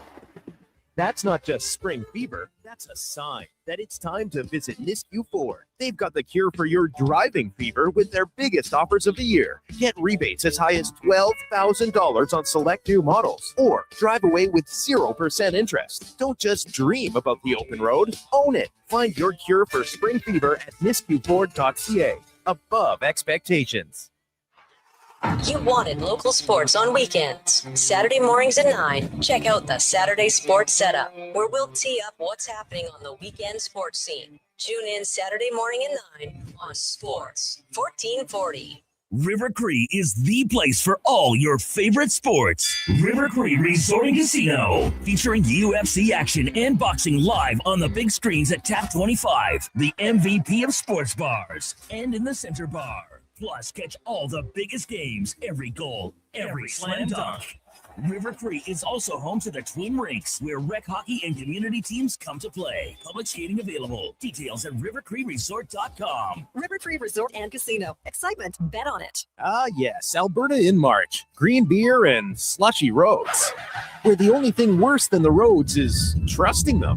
If your brakes are squealing louder than a pub on game night, or your shocks feel like they found potholes instead of a pot of gold, it's time to go to Napa Auto Parts. With over 85 locations in Alberta, Napa has the quality parts, tools, equipment, and know-how to keep your ride smooth and feeling confident. More than lucky. Visit your local store today or visit online at napacanada.com. That's Napa Know-How. Bashaw Concrete Products. From concrete and septic tanks to blocks, precast water pads, Jersey barriers and aggregates. Farmers, contractors, homeowners. Plan your next project at BashawConcrete.com. Family owned, over 60 years pouring. Bashaw Concrete Products. Once again, start here. BashawConcrete.com.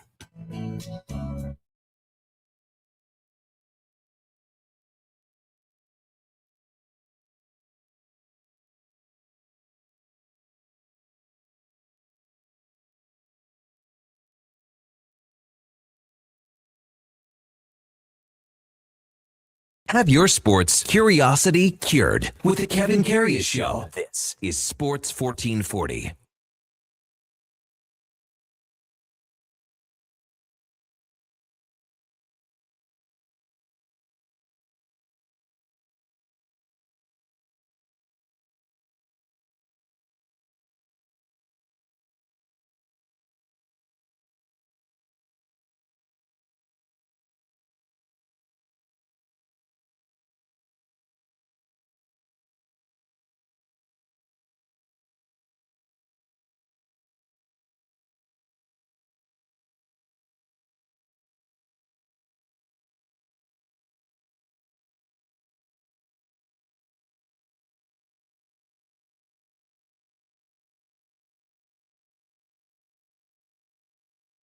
All right, welcome back to the big program as we preview tonight's Oilers-Avs game and some other news across the NHL for the Puck Report, brought to you by Fountain Tire.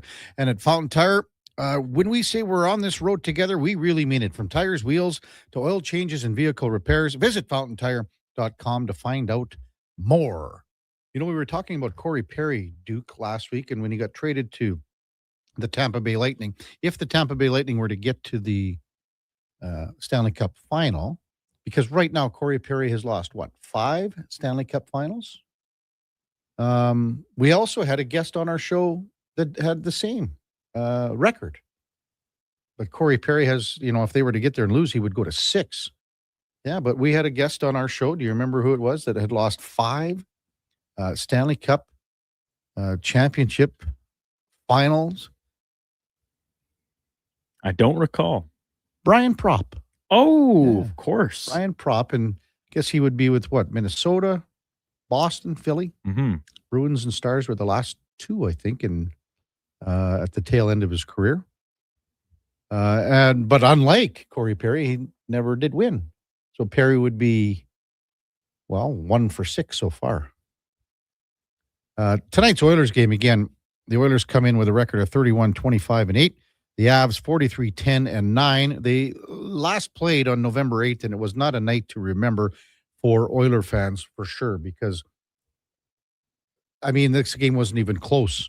And we discussed this a couple of times already, that the Avalanche had 7 power plays in the game, and they never scored on one of them, and they still won 9-1.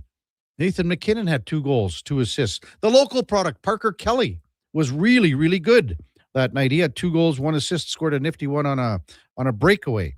It was not the Oilers' night for sure. They were run out of the building, and maybe they look back at that game and go, I think we could maybe have a little more, save some face, remember that night and go, we need a much, much better effort tonight. The Oilers have been pretty good at Ball Arena in Denver. They're 3-1-1 in their last 5, but they have not defeated a Central Division team this year. And to be honest with you, it hasn't even been close. They lost quite handily to Minnesota. They got pounded, as we are speaking about, by Colorado. And then the game against Dallas when the Stars were here, that was not even close as well. 833-401-1440. Anything on the text line that I was missing? A couple people said that MTR was saying the World Cup of Hockey was in September. And that's not kind of what we were getting at. Just the fact that, baseball, the World Baseball Classic, could you imagine them taking time off in the middle of the season you might as well just think about it like how the NHL did it with the Four Nations and take an extended period around there and try to have the tournament mid-season. But what I was getting at it is the fact that the guys are playing at a high level of ball right now. And even we had other texts about the Canada Cup in the 80s. But I think most people would agree, if you go back and look at those games and even the World Cup, and I think it was 96 is when MTR's talking about when the United States won, but I'm kind of mixing up with some dates here. But the level of play at the beginning of those tournaments in the September, like in early September, when these players were getting, and even go back to 72. Look how bad Canada was in 72. They were all fat and out of shape. It doesn't happen anymore. But I think people would agree the fact that if you're just starting out in September and playing at what is like a world-class event like this, you might be off a little bit. It might take you a little bit of time. Trev texts in, is Connor Ingram starting tonight? Well, we got nothing official yet. Again, the Oilers will take to the ice from the morning skate coming up here in the next little while. Their schedule is 11:30 at Ball Arena, and that is local time. Game time, 8:07. Local time for us here. So they'll be on the ice here in about 45 minutes or so, and then we'll have an answer. So the Duke and the Con Man will have your answer. Who's starting in goal tonight? Duke, have you got a game day prediction for the score, as we talked about in or out? I'm sticking with it. I'm going to go 5-3. 5-3, Colorado with an empty net? Yeah. 5-3, empty net, eh? And I said 4-3. Wonder if you know what? I might even, you think the Oilers can eke one out here? Can they? Sure. Well, it's hockey. Anything can happen. Ranting Rob says, put your money on the Oilers. The Avs will be overwhelmed by the rebound. And as Duke mentioned, today it is just jam-packed. We got games starting at 5 o'clock with the Kings and Bruins. That's a back-to-back with the LA Kings winning in overtime in Columbus last night. There are so many big games when it comes to potential playoff positions and moves. Even the Oilers, like, now you're pulling for Dallas. Dallas is home to the Vegas Golden Knights tonight. Pittsburgh is in Carolina. I was maybe a little bit surprised that Frank Seravalli felt that the Penguins would be dropping out of a potential playoff spot. You know, think about it. They're missing Sidney Crosby. Now they're missing Evgeny Malkin, serving the 5-game suspension. So if they can just get through a little bit of time here, maybe a week or so, maybe they can get some guys back and see what happens. Also tonight, Duke, the big game on the docket, the Ducks and the Jets. The Ducks. You need this, Kev. You need the Jets to keep scraping some wins together. Well, let's be honest. I mean, and Blair texted in early, my buddy Blair. Mm-hmm. They're 5 points back of Seattle. Winnipeg is. They've won 3 in a row. They're 5-2-3 in their last 10 games.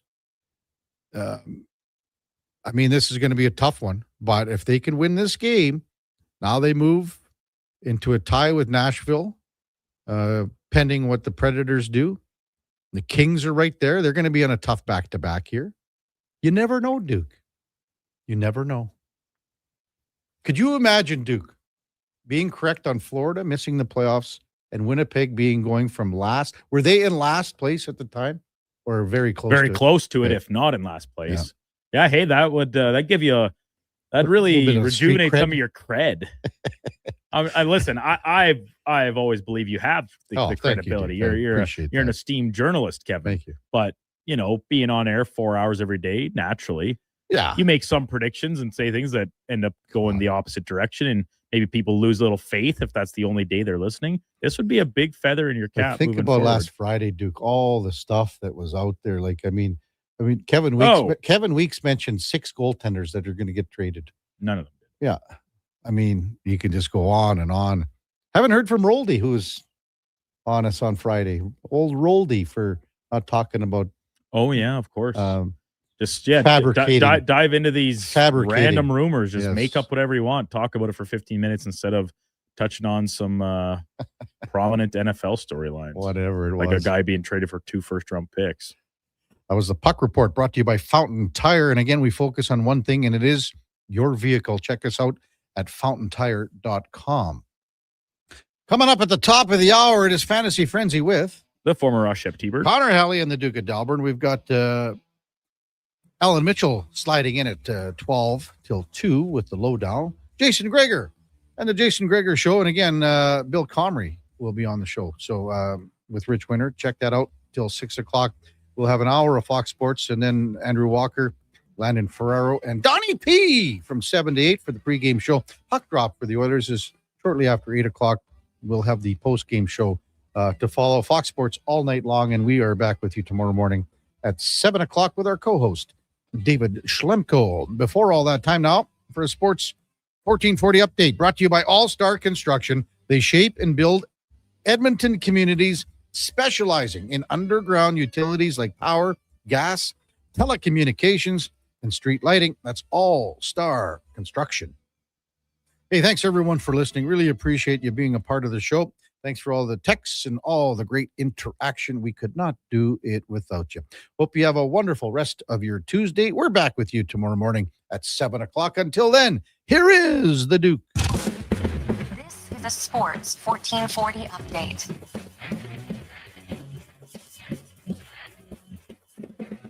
Game day for the Edmonton Oilers as they continue their road trip with a stop in Denver, taking on the Avalanche tonight. Puck drop just after 8 o'clock. Pre-game coverage starting right here on Sports 1440 at 7. Busy night in the NHL with 12 other games, including Bruins hosting the Los Angeles Kings. Maple Leafs are in Montreal. Red Wings up against the Panthers. Flames take on the Rangers from MSG. Blues host the Islanders, and what will be Braden Schen's return to St. Louis. Golden Knights play the Stars.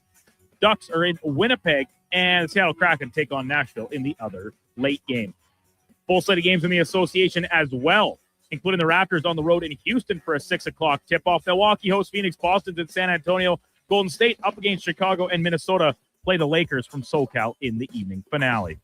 World Baseball Classic, Canada back in action today as they take on Puerto Rico this afternoon. First pitch just after 5 o'clock.